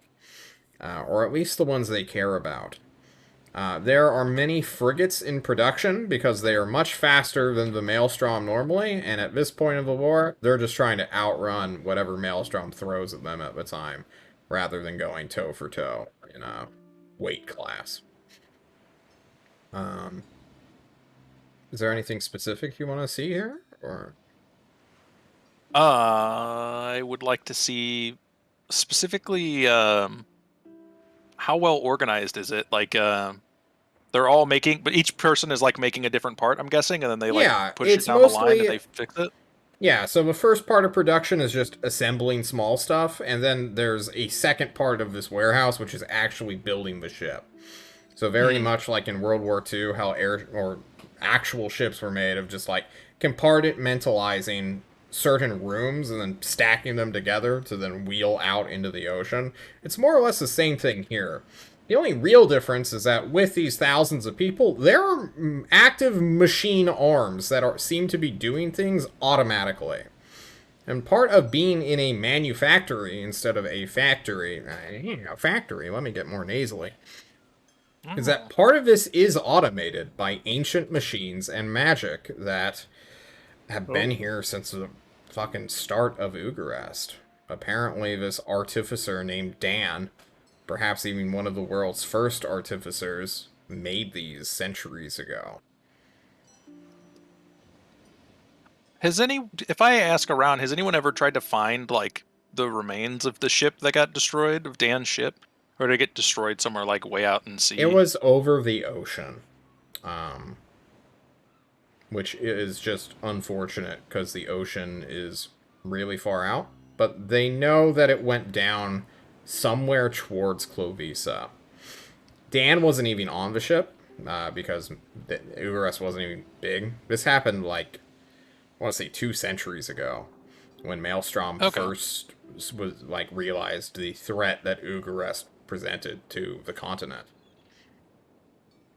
Not that they ever went and told Ugarest that they are a threat to the continent, but you know, what is declaring Beat war? the shit out of him instead. Yeah, they don't respect your government. They don't see it as like a actual war. They're just The clowning formal on you. declaration, lightning bolt. True. And one time, a storm rolled up on them, just over the ocean, making their way towards Klovisa, and it went down. No records Unfortunate. truly survived except from an escort craft that was just following along and just saw the aftermath of this ancient magical ship. Okay. Yeah. All right. I think that's it for Dale. Dale doesn't have any more time, I Okay. think, to steal here. Unless there's something interesting that pops out on the way out. You want Miss Feist to be your girlfriend? Fuck yeah. All right, you are now I go- engaged and then married next week. Oh, I want to go Whoa. back to the school bus and he's just covered in like lipstick marks. Hell He's just yeah. like, it was a great tour, guys. All right, Little thing kids. is like, hey, hey, Dale, why do you have all that stuff on your face? What stuff on my face? The teacher Yeah, just like- looks at you like you're a fucking lunatic or a monster. Like, You got really? some This weird is what tomato spies sauce. do? Weird tomato sauce on your face, Dale. Oh God, no, don't look at me for a second. Let me get my handkerchief out. All right. no. Dale, the 45-year-old spy, goes to a museum and just starts shacking up with people. Fuck it. You are James Bond now. Congratulations. You guys... The name's well, Dale. James yeah. Dale. James Dale. Oh, God. Dale Dennis. Bond. After your little escapade, your adventure concludes, you make it back to home base to tell the team, assumedly everything. Yeah, of course. I don't let anything out. Tells us nothing. Sorry, guys. I tell you nothing. Didn't- I tell the runt everything. Poor Draco getting bullied all stream. I'm used to it. It's really mean. Yeah, so I'll just be like, I'm all right, sorry. everybody. So here's what happened. I had sex with Miss Feist. It was great. We're we're gonna get married someday, maybe. I talked to Miss Stormbane or Mrs. Stormbane. She's a great person. She wants her daughter back. You might know her by the name of Dr. Misery. Weird coincidence. Or Sylvester Steele's head. You know, she'll also come and help us for that one. But if we can rescue her daughter or her granddaughter, sorry, she'll help us out. Okay, so that Sounds is like some pieces are coming together. Let me just Mhm. put this all into kind of one big ball that's been running through my mind after you've told us this. So we have the Smugglers Guild who want to break into the stronghold. We have Dr. Misery who is willing to ally with Tolst, or at least stop helping the Hyperions with magical weapons. And we have Stormsbane who just wants her granddaughter back. So it Steel sounds Dead. like, yes, and also wants Steel Dead potentially. So it sounds like all of this is really hinging on this. Us finding that stronghold. Right, correct which me we if I am wrong, but Linnell Sharp also wanted the assistance of Dr. Misery, no? that she did. Now, the only problem of the deal with Miss Stormsbane is the whole killing Sylvester Steele part. Why is Oh, well, that problem? it's either or, really. Because you know that whole thing of going against one mogul causes the others to rally against? Yeah, I feel like that would happen tenfold if we killed him. Okay, all I am saying, if this goes off, no hitch, we could maybe flip Linnell into maybe at least a neutral or with us. We will Well- remove Steel. Maybe someone else will take his place, who will also be against us. But we will gain Kilfala. We will gain power. We could get the smugglers as well. We are going 2.5 for one big negative. I also have to say a counterpoint, Zane, that although that has been something that I've stressed, if there was any mogul we chose to kill, it would definitely be Sylvester Steele, solely based on the reason that there are so many others who would like or just prefer to have him dead. Either because of the power vacuum that they can abuse, or simply just for personal grudges, like with Stormsbane. I feel, and I think Yugu had a great point, there are a lot more benefits to killing Sylvester Steele than there are negatives in this particular instance. I do not see how we could get into his super secret stronghold and get past all of his guards without him knowing, and probably without us having to kill some of his guards and him to get there. Yeah, and to be honest, a man like that, if he knows we're infiltrating his base, I would rather him be dead than to risk retribution. That is very true. And I will concede that in this situation, his dispatchment is more to our benefit than anything else. That being Just- said, if we can go through the plan without even needing to kill him, great. But if we have to kill him, no hesitation. Unnecessary risk we have to consider. Yeah. Is Thera Steele the 51st? Is that public knowledge? Now that you're aware of. Hmm. But if you are the richest man alive, if you have an heir, you're not going to be telling people that. As much as we'd love to imagine Bruce Wayne's in the world, let's be honest, how many people know that Bill Gates even has children? I mean, like, Not me. yeah. By Never the heard of sounds it. by the sounds of it, it seems that I almost want to say our best time to do all this is during his upcoming debate with Mr. Fontaine. I would say before that. I Because agree If before. we If- can get it done before that, sure, but that's like I mean, it's in a couple weeks, right? 10 days, I think. 10 days Yeah. exactly. So we Yeah. have time. we have time to try and do this before then, but Mhm. we know he'll at least be there. Yeah, that's kind of like our deadline. Like Yeah.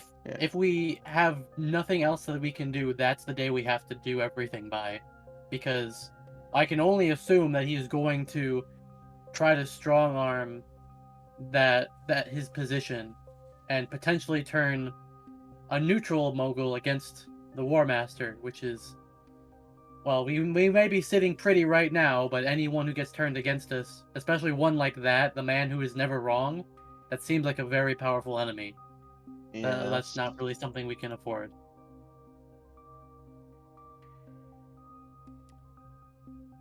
During So we your have- nightly meeting, Gordon will arrive because he's been arriving every night for the most part. He makes nightly occurrences here once the sun goes down to give status updates, to understand, and of course, after the operation, he wants to shake Dale's hand for doing what no man has ever done, which is seduce Miss Feist, the HR department woman who works for Catherine Stormsbane. Just shake his hand and be like, she was into older men. Who knew? Anyway, we have some news, and well, we have news. Whether it's good or bad, I'll leave this up to you. Mr. Vinla, please come in. And heralding a stranger you've never met before or seen before, you see a gentleman in his early 40s, maybe mid 40s, pushing on, close to Gordon and Dale's age, wearing a completely alien attire. He looks like he's come out of a Victorian era with bits of metal, a weird little mechanism just on his arms that go from shoulder all the way to wrist. He has a saber on his side, little tassels, straight out of like almost a steampunk novel. He even has like this massive hat, which like a duelist hat, which he takes off and gives everyone a polite salute, maybe? Where he puts the hat on his chest, throws it out towards the air, while holding on to the very brim or bulge of it, I guess. What's that part of the hat that comes out? I don't know. Tip. The crown of the hat, I guess. Yeah, I guess the crown. Or the, just the. It might be The called tech just magic guys see anything on this guy? No. In fact, you are somewhat put off by how many weird gizmos, gadgets, and whatnot he has on him. That it is all modern. It is mundane. He reeks of, like, anti-magic. It's kind of weird. This Vinla character greets you all and says, "Hello, my name was Admiral, but I suppose I'm now Ambassador. I am Ambassador Vinla of His Royal Majesty and Imperial Highness, Valor Meza." Oh. He puts his hat on a little hat stand by the door. "I have been graciously invited for a meeting between who I understand are my rivals. Why don't we have a conversation?" And with Audible that, gulp. we need to take our second break because John is dying in real life and he needs more water. We'll be right back, everybody. Ooh. Retro.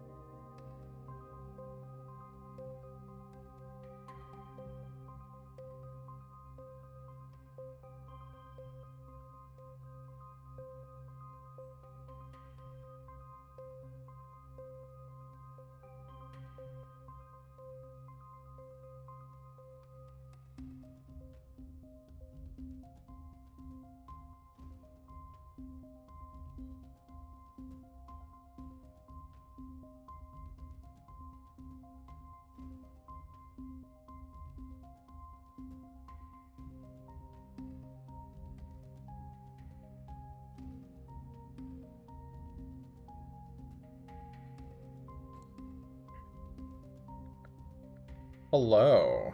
Ooh, political drama. Your enemy, Hello. question mark, walks straight into the lion's den? What could possibly be this man's prerogative? Many of you freeze for a moment. Dale, you don't give a shit. Fuck this guy. Gordon's bringing him. Gordon's bringing him? He's legit. He's a legit man. Mm. Gordon does not waste his time with people who are not legit. Real talk, though. What's this guy doing? Let's do a vibe check from the party, starting with none other than Zane. Zane, what's going on here? What do you think's happening? Zane's less put off by the fact that he's Itherian, but more just like you described it as like he feels almost anti-magic, and that's He what's feels- catching Zane off guard. Yeah, he feels anti-magical. He wears like the gear and has the posture of a fighter, an inherently magical warrior. That's what a fighter is, in case everyone forgot. Fighters are magical too.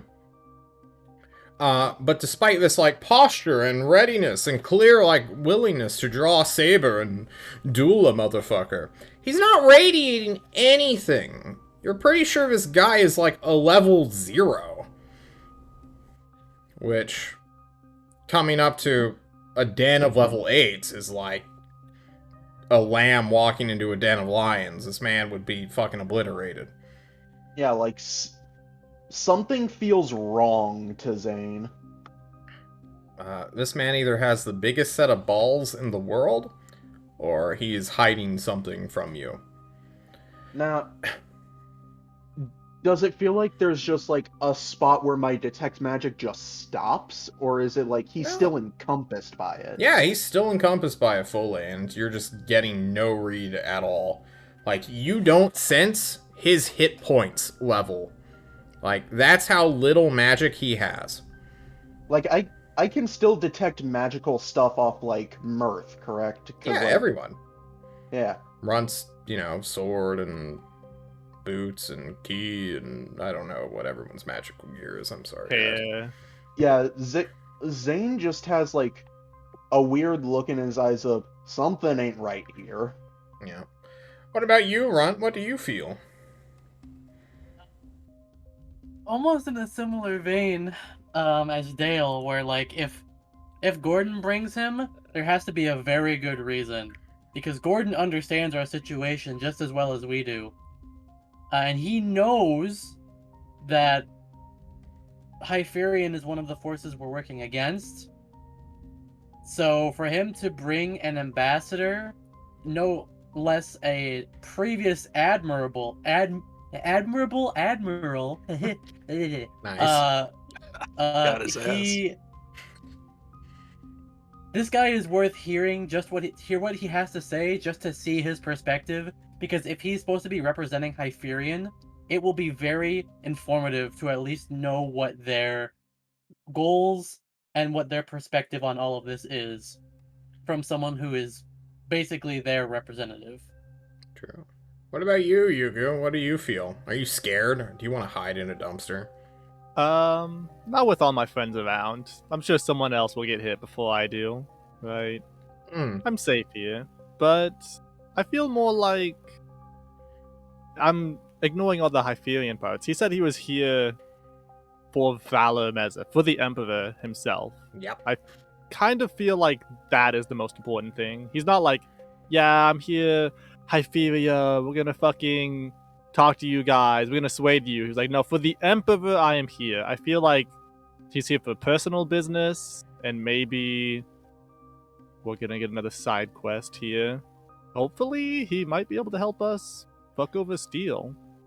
True. Hopefully they don't like him. Last, but certainly not least, Dale.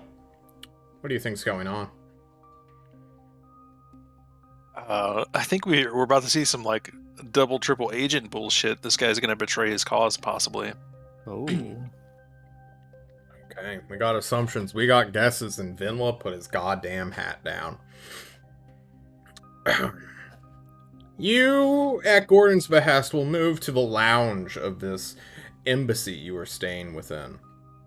Drinks will be poured, conversation will be had about the weather, how are you enjoying your winter in Ugarest in my fine home country, blah blah blah blah blah, as you guys gauge this man, who seems perfectly calm, perfectly fine, as if this is just another business meeting that he is a part of. The ambassador toasts, raises it with all of you if you will join him for a drink, and says, to a wonderful future for generations to come. Fully toasting.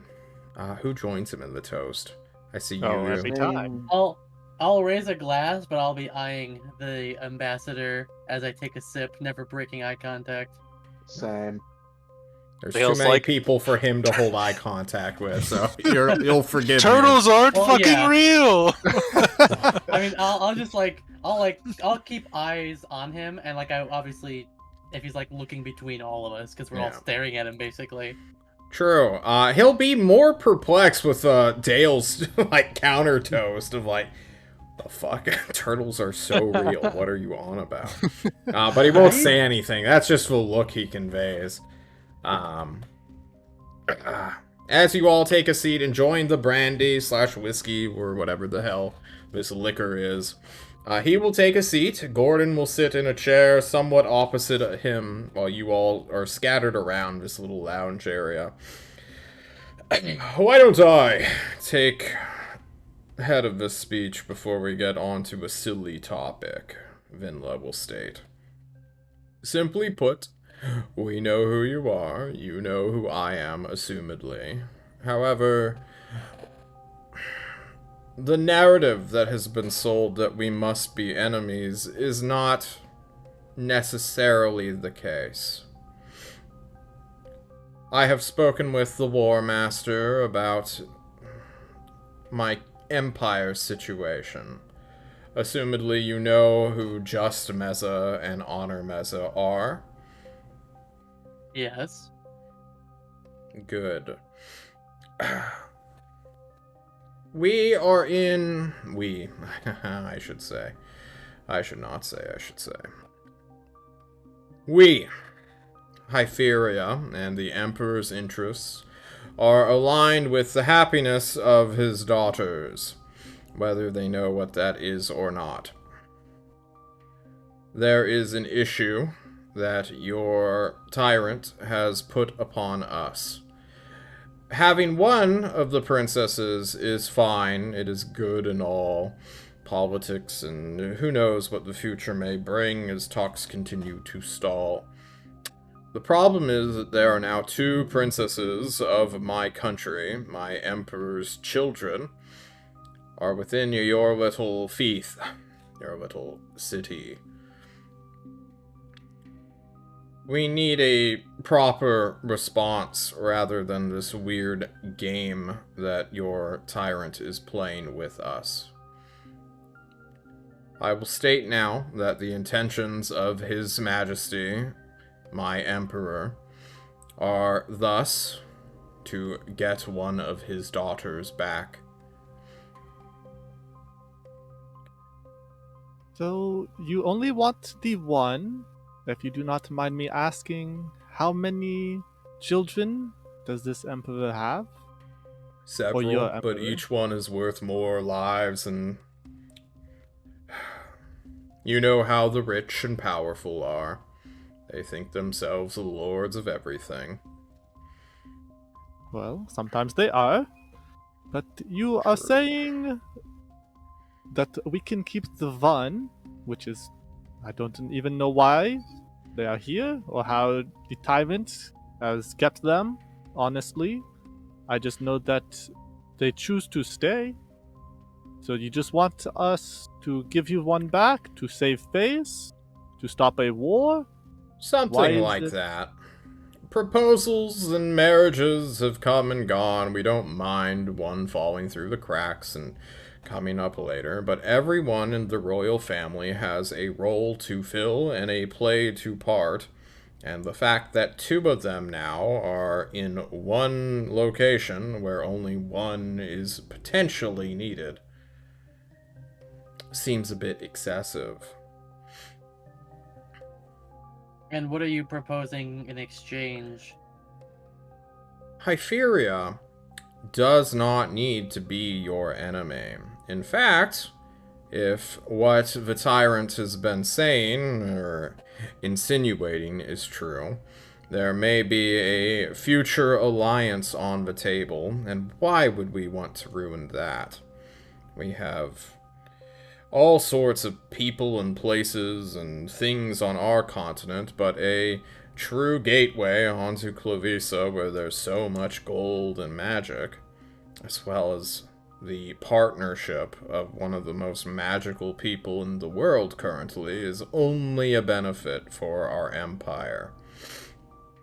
We would love it if Just Meza and the Tyrant were to be married. The problem is, Honor Meza was not on that deal, and she seems to have gone rogue, as they say in your country. We need her little vacation to end now that it's been, 3 years of her little escapade?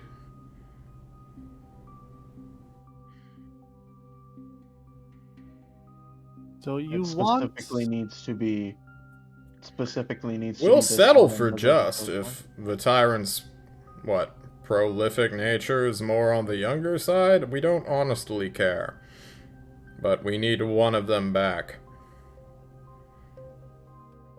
The issue that I know of is that the tyrant is very specific and very insistent on the urging of free will.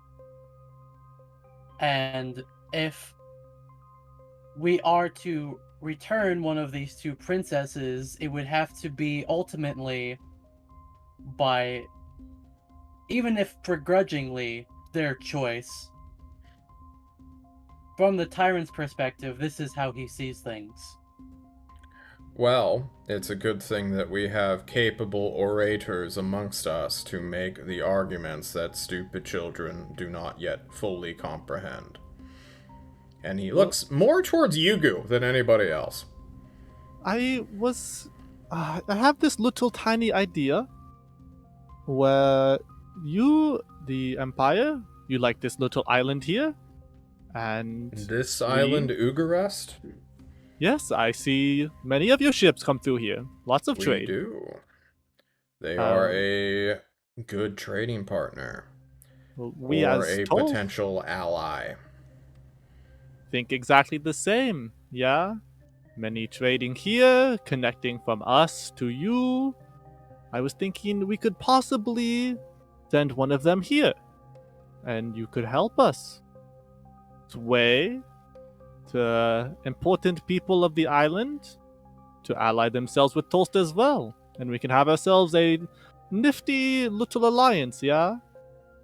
Toast, Ugarest, and your empire. I have given Ugarest, or should I say your warlord, and he looks to Gordon, this same offer.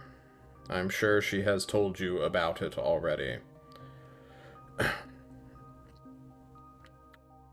John checks the player's memories. Does everybody remember the warlord? I do. Yeah, That was literally like that was half of the meeting with the War Master, was her saying, "Hey, the Hyperians have offered me the same things you guys are if they return the princesses." See, but they were like a counter offer. I want to that's make a it a counter offer, together offer. and now something we can say. I would love it if our little cabal could grow into this mass political orgy of friendship and togetherness. Unfortunately, we don't have that many pawns right now. Also, Honor Meza is not suited for a rulership position on this island, nor do I think the warlord wants a challenger of control. I think you may misunderstand. Perhaps I do. To put it simply, and in order of how I see a timeline, we help you bring an orator to Tulst to help convince Honor Meza to return. Honor Meza is brought here, so that way you can then bring her back to Hyperia. Once that's been done, and that has been orchestrated, you help us, Tolst, get the War Master into the position of Archon, and our alliance of Hyperia and Tolst grows stronger as we are both bonded under the same Ugarestian leader, allowing the gateway between Hyperia and Klovisa to be well structured at its founding. We do have an understanding then. I agree with everything you have stated. Mr. Runt, I believe, files set on you. Mm-hmm. I my insight ain't that good, but I'm trying to get a read on this guy as he speaks if I can. I don't think you've earned that role with that Ooh. statement just then. All right. He's pretty, whatever Zane is feeling right now, he doesn't need a dice to tell him or confirm anything. So now I guess the biggest problem is we have to sway one of your princesses to be able to return. Do you know? I personally only know surface things about them. Imprisonment Well, here, stuff there. if I may stop you there, there's two parts to this. Our part is getting their orator to Tolst safely. I was hoping that one of you could do that task. Our Yes, messengers seem to wind up in alternative dimensions and teleported into forests whenever they make their way to Tolst at this point. And That by is alternate something dimensions, I mean hell. And by hell, I mean they are dead, in case that was not clear enough. It was. Okay. We will certainly need some time to discuss it. Only if to solidify our position and to work out the mechanics of what needs to be done to accomplish these things. As you've already appeared before us, I'm sure it would be no great difficulty to do so again in the future. Of course not. However, your leadership, your boy in black or in purple, I'm forgetting his color, this tyrant of yours, has been showing his hand a little too well for any of our liking. For most, shall I say, interested parties, we'll keep it with that. They see the tyrant now more as a threat than ever before. I mean, I'm not one to reject the man who kills another nation's spies on principles. That is a honorable thing in my eyes, but a well-meaning diplomat turned away versus a well-meaning diplomat sunk at the bottom of an ocean and drowned to death is slightly different. And although your tyrant may not be publicly stating he is doing so, I am saying that he is doing so. I can say with confidence that he is likely as cautious as he is uncertain. We know quite little about your continent and about your emperor. Much of that information has, of course, come from the two daughters, and as you can imagine, that can be quite biased information from two runaway princesses. So, when you have a leader who tends to be compassionate towards these two, learn that someone is potentially coming to take them away, that response is expected. However, with some of his more trusted and well-to-do officers, let's say, informing him of more perspective and widening his view on the whole thing, I think a less emotional response can be expected the next go around. Good. You will give them this message yourself, then.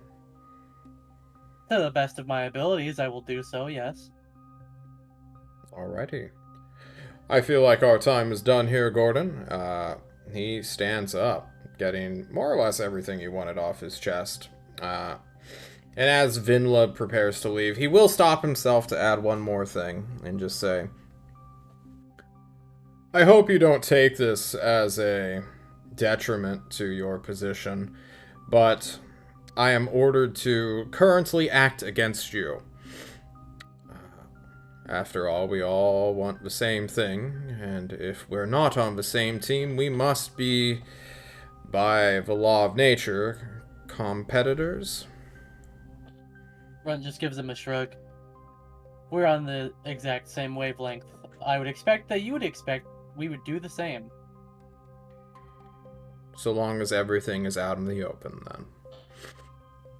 He will depart shortly after. When he goes to leave, can I cast Unseen Servant next to him to try and have it open the door and close it for him? Sure. Oh, Can go you? ahead and I know it's a ritual spell. I don't know. If I you can... will cast it normally. I do know that one. Can you? Yeah, As- it's a bird It's the spell. first I one. know. Okay. I know that one. Okay, you know that one. He No, it's not knows. Yeah, yeah. Cool. You, one action, the invisible servant, Argyle is their default name, will open the door for the gentleman who will look slightly impressed by the magic trick and head on out the door. A Gordon magic will go trip. with him, likely being the ride of this ambassador. So, Cool. how do we feel about this? I feel like we need to do some talking with some mezzas. I believe this is a great opportunity. I Zane? do not trust it personally. What makes you say that? What specific parts do you have issue with? Because I agree with you. But because this does seem, I agree with Devin that this is a wonderful opportunity that we should wholly take advantage of. There are certainly some cracks that we aren't seeing. But I want to hear your perspective about what you're personally taking issue with.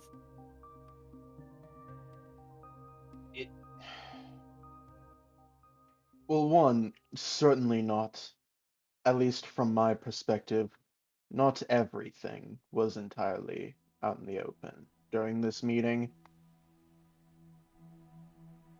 Such as? Well, I certainly can't say I've ever seen a person with no magical reading whatsoever. If anything, he seemed to repel magic in its entirety. And that is bad for us? Or... I think that might be a characteristic of simply another continent. We know, I mean, Ugarest barely has magic here. Who's to say that magic Yes, works but- differently, or in some cases doesn't work at all in other places around the world? Yes, but, and I look at Gordon, who, as far as I am aware, is not a captain. Does he still have, Well, like... Gordon's not here. he's- Gordon yeah, he Gordon took left. He drove him away.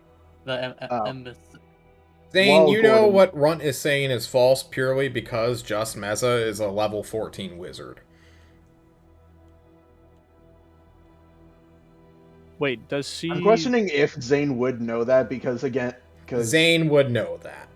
For Okay. sure. Okay. I Wizards mean, ping off wizards. I was gonna say, just- does she give the wizard ping? Oh, yeah. Just Meza is a wizard. Quite a strong one, in fact. And even here, I've had a good look at Gordon. Did he give off a magical signature? Bruh, of Dale some is right kind? next to you. He is a level 8 paladin. Yeah, these people give off magic. It's an intrinsic part of this world. That guy, though? What the fuck? Everyone on this world has some kind of magic to them, even if they aren't powerful enough to tap into it, per se. He had nothing. Then that would mean he's not of this world, right?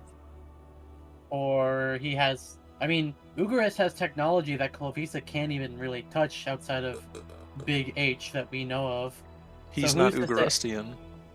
Well, That's I'm saying that's my point is Ugarest has high technology compared to Klovisa, and Hyperion is potentially even more so.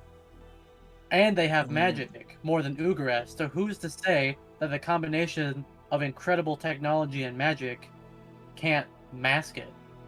I mean, there are spells that allow you to hide from magical detection. Who's to say that you can't incorporate technology into that?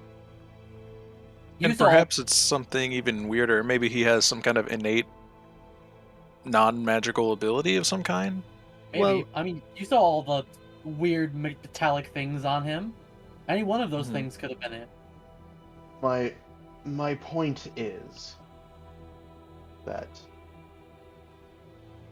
he had a level of confidence that, in my opinion, felt like he could more than coerce us into doing it if we did not agree. It is just a strong feeling I have that not everything was out in the open, and that. Well, and quite you do not think we are the same? He came here. He knows what his spies told us, what told him about us. He probably knows not a lot about the entire continent either, or how we work, or what is going on. In my opinion, it is better to be afraid and together than to be against each other for our own fear. I will take your fear, Zane, as healthy dose of skepticism, and we will keep that in mind. You're not being dismissed because I think we all share the same sentiments as you. It's just more or less that we have our own secrets, obviously, that we're not sharing. They don't seem like secrets because we all know them and accept them. But to other people, they certainly are secret. I mean, he didn't even seem like he knew much about the tyrant. Like, other than the dealings he may have had with the Emperor in trying to contact the tyrant, they probably know that ambassador knows as much about the tyrant as we do the Emperor. So it's a complex situation, and to simply expect that we would all pour out our secrets to one another simply because we want to work together doesn't seem likely.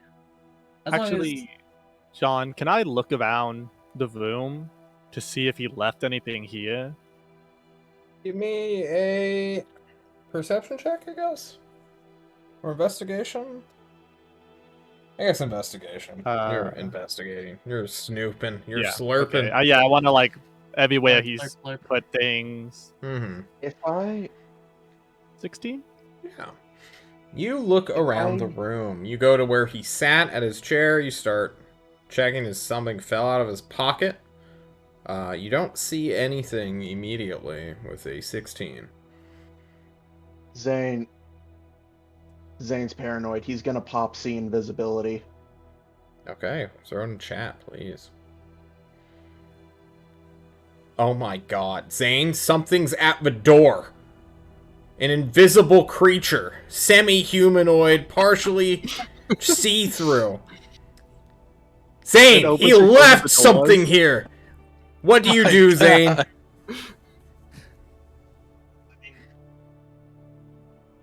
Zane saw Yugu cast something. What's his face? Yeah, who's this guy? But it could be him. This could be him. Maybe what you saw was an illusion, and fucking Vinla is still in the building. Want to fire it in the middle of the house. Do it. Use Firebolt right now. No, okay. Fireball. Yeah, it's a fucking invisible Fireball, servant. like This is a first level shoo-shoo. spell. You understand what invisible servant is, alright? No, just. I mean, you never know if they can put in, like, not just. The thing that's catching me more off guard is that not only did I not get anything off of what he was wearing, what he was holding, the problem was more I got nothing off of him as a being in general, and that is just what continues to catch me. You know, there are far worse things than simply the things we cannot explain. There are. If only if you had been at the Hephaestus temples, perhaps. I think it's a non-issue. As long as we never have to engage him in combat, I think it will be a non-issue. And the more that we deal with the Hyperions, the closer that puzzle piece will fall into place over time. Dale, can you give me a quick history check? I can try. No promises, though. With my eyes closed. No, Oh God. my Wow. fucking god! I'm good at this game.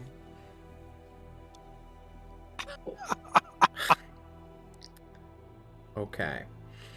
Ready for Mr. Lordum? Dale.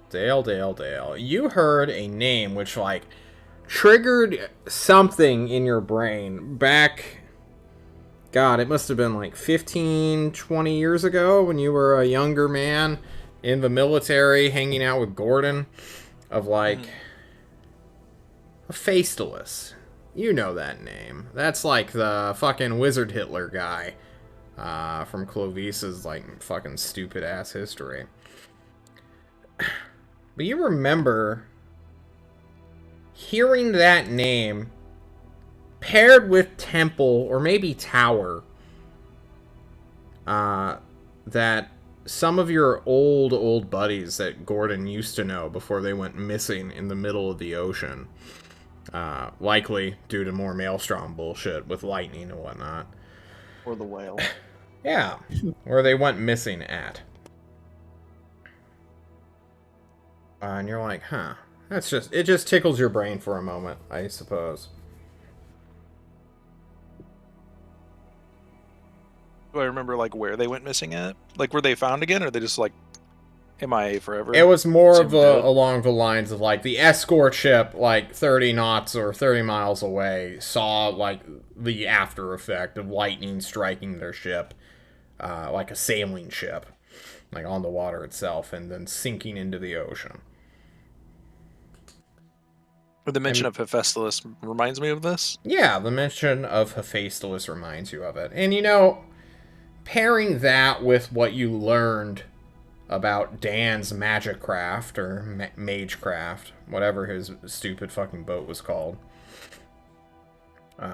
You know, that's two ships that you personally now know who were struck by lightning that an escort ship saw in the middle of the ocean. What What a if that's- weird coincidence, guys! Guys, what if that's the underwater thing that Beef Swillington was sent to? Anyway, Oh, fuck. I'm feeling your midnight meeting is coming to a close. And we have to move our calendar along because, well, I guess Gordon has to come back and tell you that news has come from the Kilfala Corporation, whatever her group's name is. Kilfala.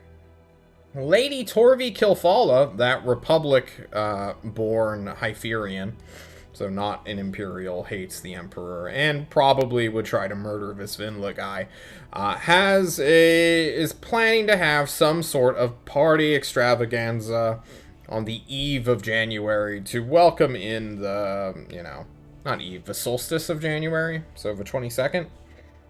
So basically in 2 days' time, to have a little get-together with some people of prominence. Word has reached you specifically that Richard Fontaine may or may not be going as well. Oh, we think that he might blow it off. from what Yugu might have overheard. What? He would.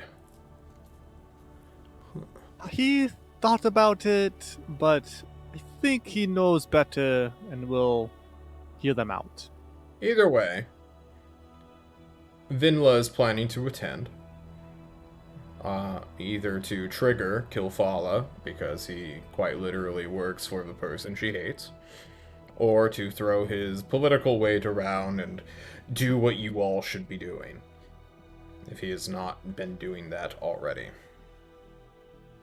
I highly recommend somebody go that is a good speaker on behalf of your team.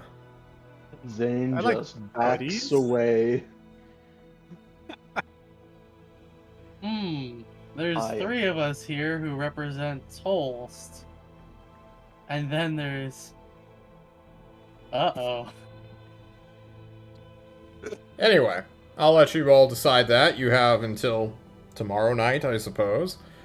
Since it's technically the 21st now, he smiles coyly.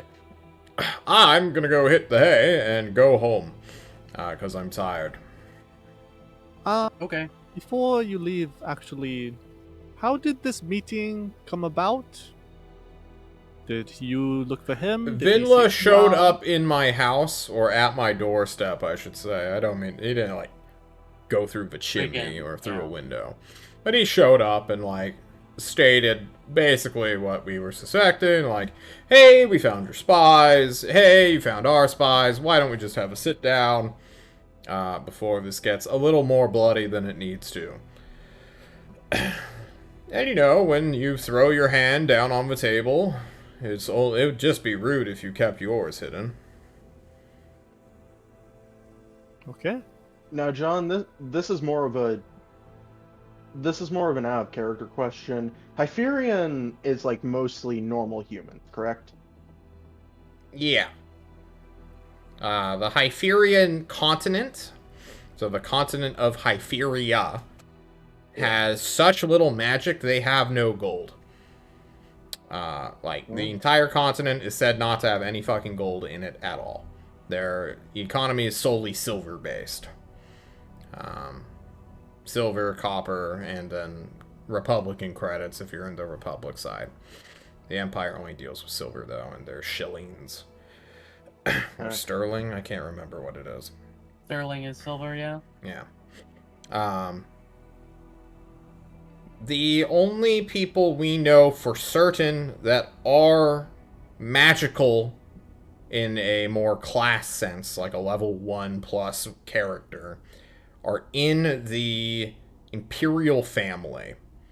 And even then, Honor Meza, so just Meza's sister, is a level 0 character. So she has like 4 hit points and no class. She is a commoner stat block. She is less than that, even. Oh. It is comically low, as most people are. Just Meza, though, came to Tolst as a level 10 wizard, or spell sword, I believe she's called. And then Valor Meza has lived for over 300 years as a human, so no one's sure what the fuck his deal is. But he must be magical if you have such a long age and like activity. Now to just a reminder, we need to Honor. recruit 4. Oh, we need to sorry. recruit 4 moguls to get 5 total, or is it You recruit need 5 to get 6. 6 You need total? majority. We need majority. Yeah. Okay. We need 5 plus Gordon. Okay. I wasn't sure if it was 4 plus Gordon or 5 plus Nope, Gordon. 5. So if we were to bump off Sylvester Steele, That we would would lower... for sure get Yeah. we would for sure get Stormsbane.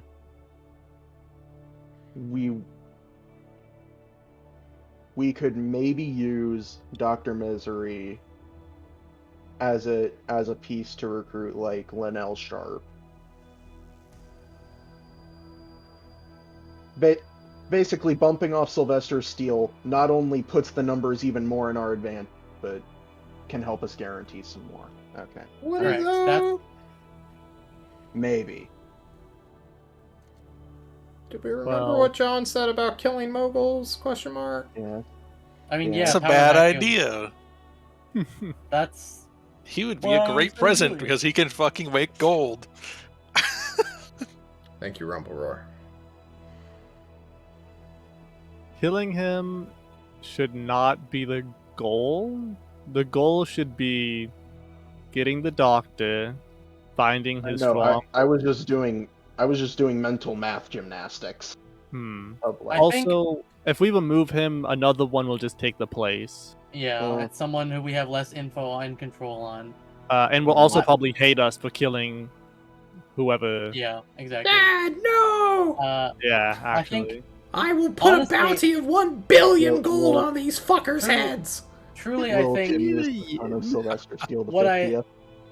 what I think we should do is somehow find the location of the stronghold, sell that information to the smugglers, and then organize basically, I wouldn't really call it a prison break, but a prison break kind of operation. A prison bank slash bank heist. Prison bank heist. It's a heist, but we are heisting a person. Yeah, like they can We call they that can get all the- kidnapping in the And United then- States, and then- guys. But I What, mean, do we're breaking someone out of a place that they don't want to be held. We're saving them. So not if we kidnapping. Sure. so if we were to say offer the Smugglers Guild information on where the stronghold is, we could then make a request to the Smugglers Guild to smuggle out Dr. Misery. Potentially. Or I think what I'd like to do is have us go in, like 2 teams. Smugglers team Yes. go in investigating with us to make sure that we're basically telling the truth, because we're going in with them to confirm it. They go and take all of the gold and silver that they want. We're going in solely to save Dr. Misery. So we Yes. have that, which then helps us potentially with the younger Carly getting us an in with the Smugglers Guild. Helps us with Storm's Bane because we're saving Dr. Misery. Just having Dr. Misery as a person on our side is just good all around. No downsides there. And if we can do all of this without killing Sylvester Steele, double bonus. Yes. Okay. Well, thinking of dreams and knowing you have someone needs to go to this party. If you ignore this party, you're just inviting Vinla to take over. I'm going right? to the party, obviously. I don't think anyone else can go, to be honest. To be fair, for those who go, you will be seen and interacted with by basically anyone Kilfala by invites. Yeah, There I'm more than won't aware of that. Be subtlety. They will know that there is a black lizard man, a halfling, an elf, and Dale Kalukale. Kalukale! In league with you all. It'll be I think- quite obvious. I think as much as Zane as a character doesn't like it, we should probably send Dale. No, I'm 100%. If there's anyone we're sending, it can't be Dale. We can both go. Let's fuck this shit up together. I mean, Dale can come along, but it can't solely be Dale for the sole reason of this has to be a Tolst mission, and Dale is from Ugarest. True. Like this, Dale likes to like, get hammered. Like if we just had a conversation about how Tolst and Hyperia should be doing things together, and the Hyperion emissary is here, we need True, someone who yeah. has a strong understanding of Tolst's position and knows how to navigate the political side of Tolst. True. And that Dale literally just can't do that. Like he's not even Yeah. he doesn't know anything about Right. Tolst. He didn't even get the tyrant's name right. True. So Hey, yeah, Toast, not from the Long tyrant. Out of curiosity, Dale, will you invite Miss Feist as your +1? Ooh. Oh, shit. Hang on. It's. Let me I roll know a you D20. just got into a relationship with her, but you're going into like the spy shit. I That's mean, some how exciting balling would stuff. it be? You show up to a mogul's party Okay, I have to- with I your have to new bring her. girlfriend. I was gonna roll to see whether I brought her or if I invited Xander. And inviting Xander would just be a super bad idea. I don't know. Throwing a fucking frag grenade into a theater. All right. Okay. All right. 10 and up is her. 9 and below is Xander. Oh god. Oh shit! Oh Why? no. I totally I invite thought- Xander to I this thought fucking when party. you said that, I thought Xander it was shows gonna up! be 100. Kalu Kalay, my brother! I know. We're gonna paint the town red! Dale didn't even say Xander's name. Xander felt whims of fate summon him. Dude, I was literally like, I was thinking about inviting Xander to the party. And he's just like, an arm yeah, is bro. around your shoulder. Kalu Kalay. Kalu Kalay! Best always wingman in the hero. world! Women hate me so much, they'll flock to you. Well, then in this case, for this party, what I was thinking was what I just remembered I could do earlier today, because I have forgotten one of the most important divination spells I even took. You love to see it. Be quiet, Runt. What I'm Elves! thinking... Yeah. There's heads so far up their ears they can't. Okay, I'm sorry. Wow, that was racist as fuck, Xander. Come on, man. Contain That's yourself. what I am. I mean, I'm a yeah. proud Ugarestian. You don't have to Listen. stoop so low. You can make people hate you with I get other you're a acts. proud. So- I get you're a proud boy, but you don't need to be that proud of a boy. I'm not a proud boy. You're a proud boy. Fuck, I'm sorry. Zane, go, Zane. We send Runt in to be the person on the inside. Dale goes or whatever with Xander or whatever. Oh, whatever. I use the spell Arcane Eye to keep a more all-around view of the place. See if I can see anything out of the ordinary. See things that perhaps could be unseen. Yugu over here keeps our telepathic link up. And now, actually, I'll ask this particular question after streaming. So, yeah, Okay. that is my plan. And this eye of yours, anyone can see it. No, it is invisible. Only people with the magic to see invisible things would be able to spot it. And you believe that,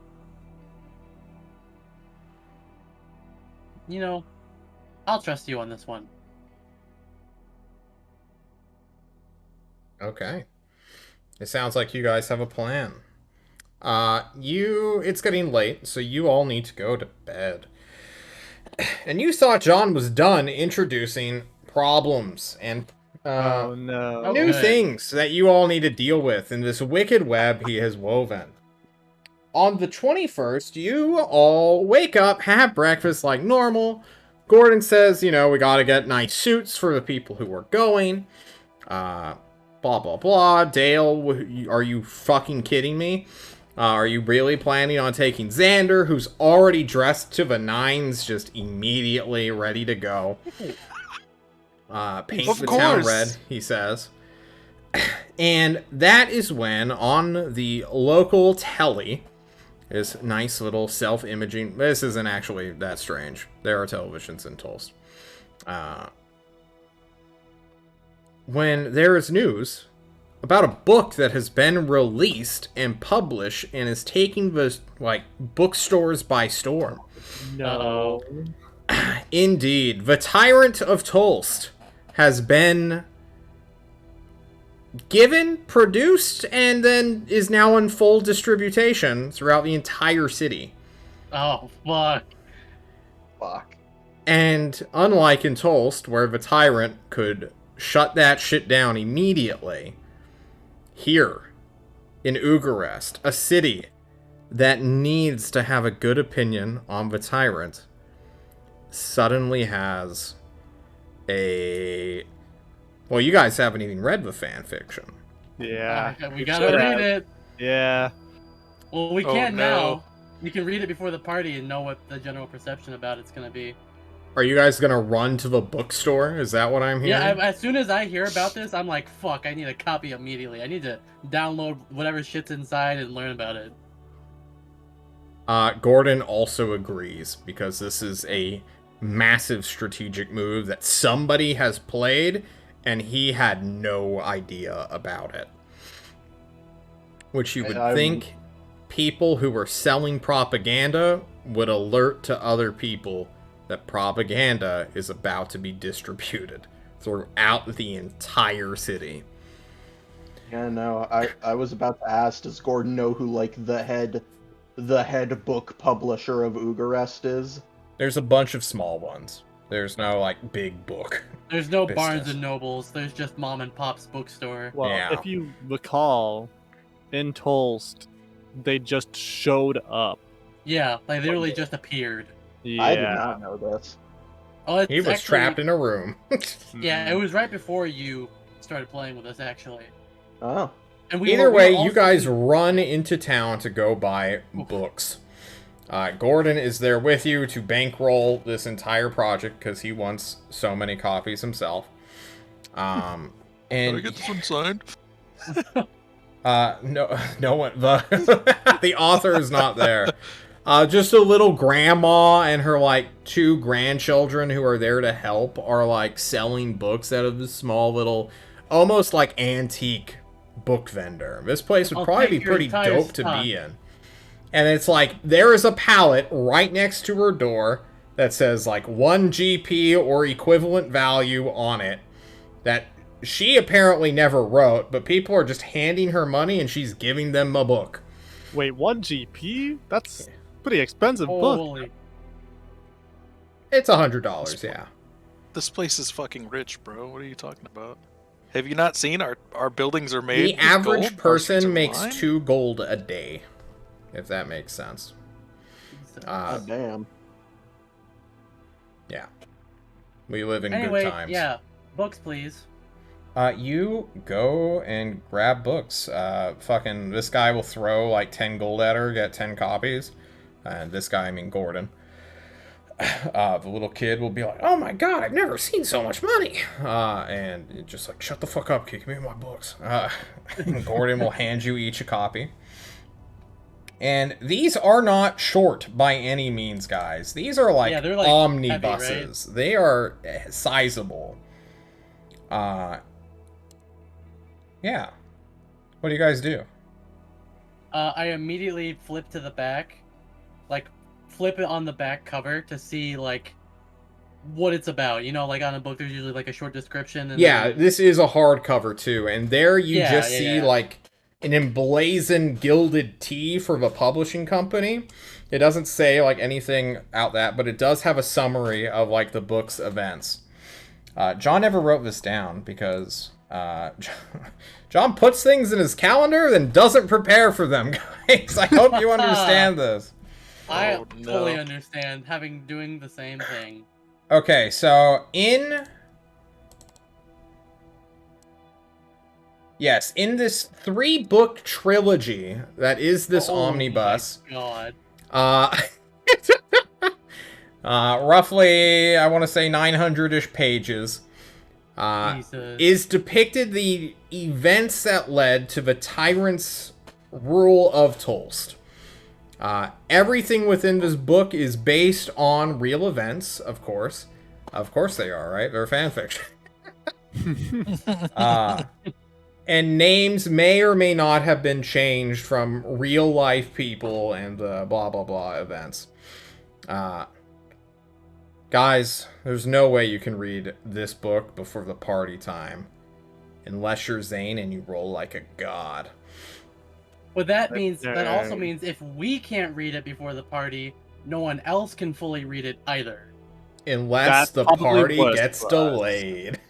Ooh. Oh. Oh, You know, what I if happen the to know a guy. entire party... Xander immediately takes one book for himself, does not pay for it, even though Gordon got him a copy. Like, he has copies. He bought 10 of these things. This guy just snatches one. Throws it open to the back. or into the midsection. And he fucking starts going and going. He's like speed reading like a motherfucker. Yeah, I want to flip to the very last page, and I want to read the last page. You want to read the last page of the Yes, third book? Yes, the very I last was about page. to say. I was about to say, like, there's no way there's like an author signature anywhere in this book, No. correct? Absolutely No, not. it just has this big golden T. And I've never seen that symbol before, correct? Probably none of us. Do you want me to read you 2,000 words? No. Yes, right Yeah, now. absolutely. We have 10 minutes left in the session. I want this to Look, be the end. I want to be this where I don't have to be at done. work until 9:30 tomorrow morning. I've got all night. We're gonna read the You have 12 entire hours. last page of the 3-book trilogy fanfiction of The Tyrant of Tulsk, guys. I There's hope you guys are 2,000 ready for words on some this goddamn one page. knowledge. Are you ready? All right. I want Okay. as a personal courtesy, I would like all of us except for John the DM to mute because I unironically want this to go uninterrupted. I want to hear every single word that comes out of his mouth starting. Okay. now. Starting now. Quote, "Why are you all here within my home? Have you not the garden to conduct your roles?" The Time Serpent called to the group of humanoid ascended, the representatives of the gods too disinterested in interacting with one another, suddenly appearing in his perfectly kept, translucent world. Walden, the only one who did not actively wish to come, but was obliged to by his wife, felt a small amount of guilt as he bothered the one that was tending to the weave directly. Following behind the group of females that surrounded his wife, Walden would raise a hand of greeting to the towering entity that oversaw the world from so far away, while the women proceeded to stare out onto this distant planet. "Why is it you have come? Know now that our accord is settled, Nanarian." Yes, Nanarian would dismissively say as she began her observations with the others. Refusing to explain herself to the entity that oversaw the cosmic forces outside of a spherical mass that was the world, Nanarian would begin, along with all others, to probe the world of the living, which, to Walden's understanding, would be the first time any god had interacted with this place in a meaningful way in several millennia. "And you, envoy, what does the mother wish to have you come here?" the Time Serpent asked him directly, seeming to still hold a small grudge against his decision that, to his knowledge, ended up in saving this world. Dropping his hand of greeting as he ignored the distant material plane and approached the serpent, Walden would speak quietly, mostly not to bother the goddesses as they probed to see if their ploy had worked. "Nothing as usual. She is content to wait," Walden informed the one barred from the gardens, getting a sigh of frustration from the unmoving, unchanged Serpent of Time. Gesturing to the 4 females, Walden would help his oldest friend understand why they had invaded his personal space. "They are required to see the material world for but a moment." "Oh," the serpent asked, clearly surprised by such a development. "What is it that they wish to see?" "Something about one of the Ulathaean gods inhabiting a mortal's body or some nonsense," Walden explained with no great amount of interest. Gesturing onwards to the one of the Weave's first gods, Walden gave a dispassionate sigh as he explained the situation further. "A mortal entered the garden, and this one used them to destroy her brother's vessel." "Fuck! Son of a bitch! Damn them, those idiot mortals! Let him die! No, don't! Stop!" The aforementioned goddess began to scream out in useless frustration as something occurred far from their influence. "Shit! Shit! He got away!" "And his vessel lives on," Nanarian observed, before tilting her head to the raging goddess. "You should have used a better spell, Ish-Ari. You were too soft, trusting in their mortal bodies and the laws of casualty." I have a limited number of magics that can carry through the material realm, you over-glorified torch. And either way, what my goals were will be met. The vessel, although still alive, will now be bound by the emotions of a simpleton. No offense, Litharian. A new voice speaks. Justice is a simple thing to obtain, so I will not take offense. But still, it is an insult that you would enact your plan without informing me first. Next time, tell me that one of my descendants must be used as a pawn for the whole, rather than overwrite their being in front of me. Colic of the lightning bolt told the one who had overstepped their authority greatly, and then turned on her heel and began to return to the garden. Walden, saying nothing as he saw the flash of content appear and then instantly disappear from the goddess who passed him, would lean on the translucent serpent as Val began to lambast the Ulathaean ascended. And I had thought Ishvatar was the manifestation of cruelty, Ari. Were you not born to represent love? Your actions here go against the very core aspect of what you were supposed to protect. First of all, I am a nature goddess of Ulithil, ascended Clovy. The balance of the world must be protected at all costs, and I have died protecting it more than once, committed even more to death in the name of that service. As to their love, although the mortal we interacted with was true to the belief that Vessel was incapable of such emotion, nothing constructed by my brother or any of my kin can hold the emotions of a truly living thing. That is why, out of all of my family, it was only I able to conceive a child. And look where that got us, Walden was obliged to call out, the goddess turning to him, the one who had to dethrone and return the mother's favorite back to her. A sigh. Eventually, breaking the glare, the Ulathaean would begin to depart as well, seemingly disinterested now that her goals had been met. It is over now. Let the vessel suffer with an emotion he was incapable of feeling, and become imprisoned by his mortal limitations. Ishari said with finality as she vanished, floating after the colic who had already departed. And you, Val? Nanarian asked the one who continued to stare at the world below them, Walden's kind wife reaching, and then halting her gesture of empathy to the one who was still segmented from the one person she truly loved. Feeling kinship with the beacon of destiny as well, he and Nanarian having to stop the madman she had spent her existence being separated from, stopping them from reaching each other to save the world from his attempt at ending everything. Walden could only stand as the woman spoke through her own grief and frustration. It is fine. Hopefully, the message and the spark was properly transferred to him with Citron's return. He will know how to utilize it, no matter what he looks like or which life he is. He will one day join us where he belongs. The Lethian Calic told herself, and perhaps through her connection to the ever-present, yet never witnessed force of destiny, she was correct.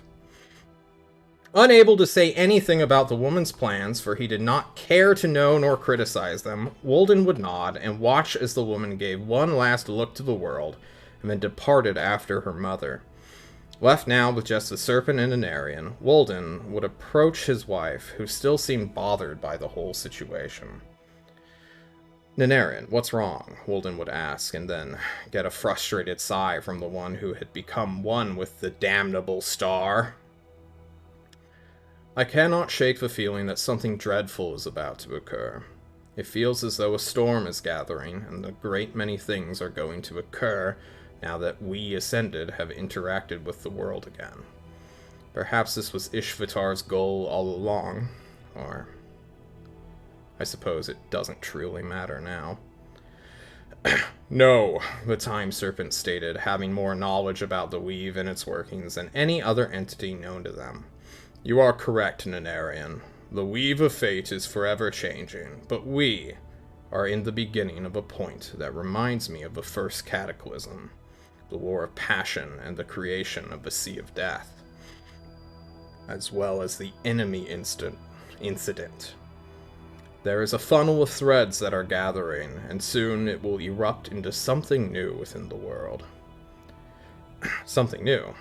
Not just another new age, Nanarian whispered, before shaking her head. Are the threads splintering, becoming unreadable then? Some, yes. But it will soon become a knot of chaos. Primal beings will awaken, undoubtedly, and with them, the Fae shall stir from their courts. I have been keeping track of the Arcana torrents, and though they are stable, they have been fluctuating too often in these past 20 years not to signal that something is awry. Undoubtedly, the containment golems will become hard-pressed by the living, and things left forgotten will soon grow back into remembrance.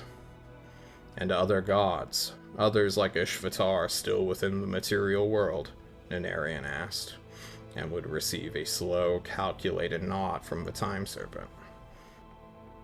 Yes, slumbering or active, they shall all soon become aware of themselves once more.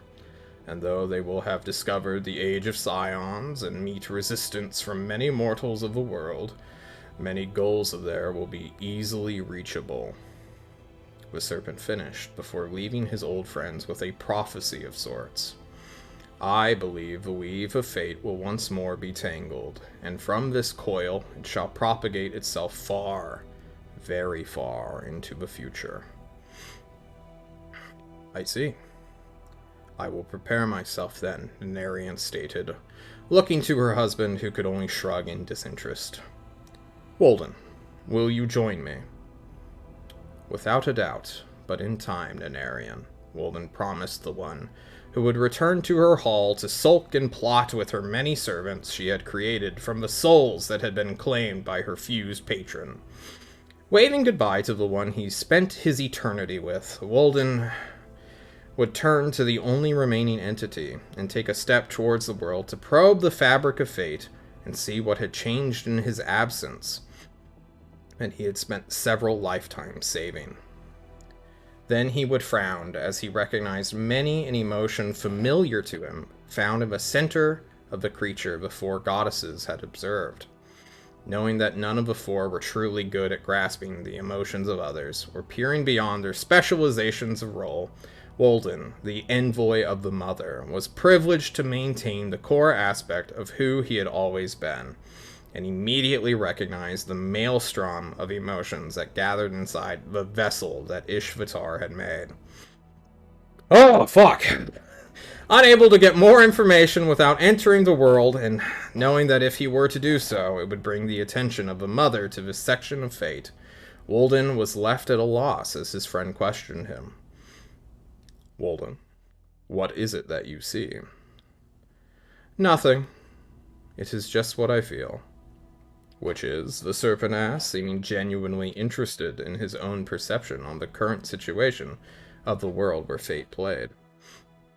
I feel anger, directionless, and I feel a great amount of hatred focused on something. Not truly known, but who is now confirmed to exist.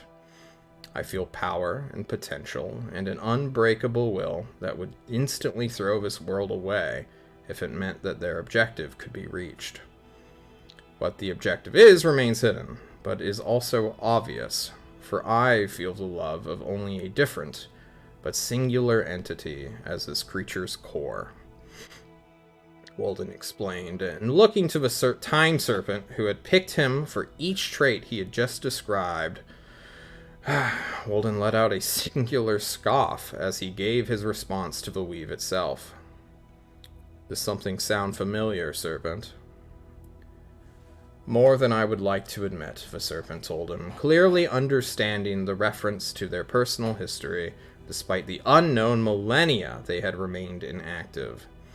Glancing back to the Veil, the Serpent, who had done so much to keep the world functioning, questioned him further. Do you have a recommendation that I may tell the agents who are in position to intervene? only letting out a laugh as he thought about the last time agents of the Serpent were sent to do anything to help the world. They had each repeatedly caused its destruction. Shaking his head as he turned away from the point of interest within the weave, Walden moved back to the Serpent and prepared for the consequences that had come from their divine interaction. Trying not to hit too hard by the nostalgia of discovering an enemy of unknown origin, of indeterminable power, Walden shook his head, knowing what would come if he was in the homunculus tyrant's position. Woe be unto those this vessel has within its sights. The book ends. The chapter shuts. Xander is still looking through the midsection of this book, and then he just slams it down, screams out loud, and wonders how the fuck he only got a blurb of text about himself as an annoying side character. What the fuck? Guys, thank you for listening to 2,000 words. Yeah, wow. Whoa. Man, I have to... In our super secret, not so secret Discord, I'm pinging everyone and telling them that if there's any stream they have to watch, it's the last 30 minutes of this one. Well then, guys, thank you all so much for joining me for Reading Time, City States of Klovisa, where John actually wrote 3 fanfiction novels about a setting, and it is roughly 350,000 words. We'll see you next time. Have a wonderful afternoon, evening, or night. Goodbye. Woo.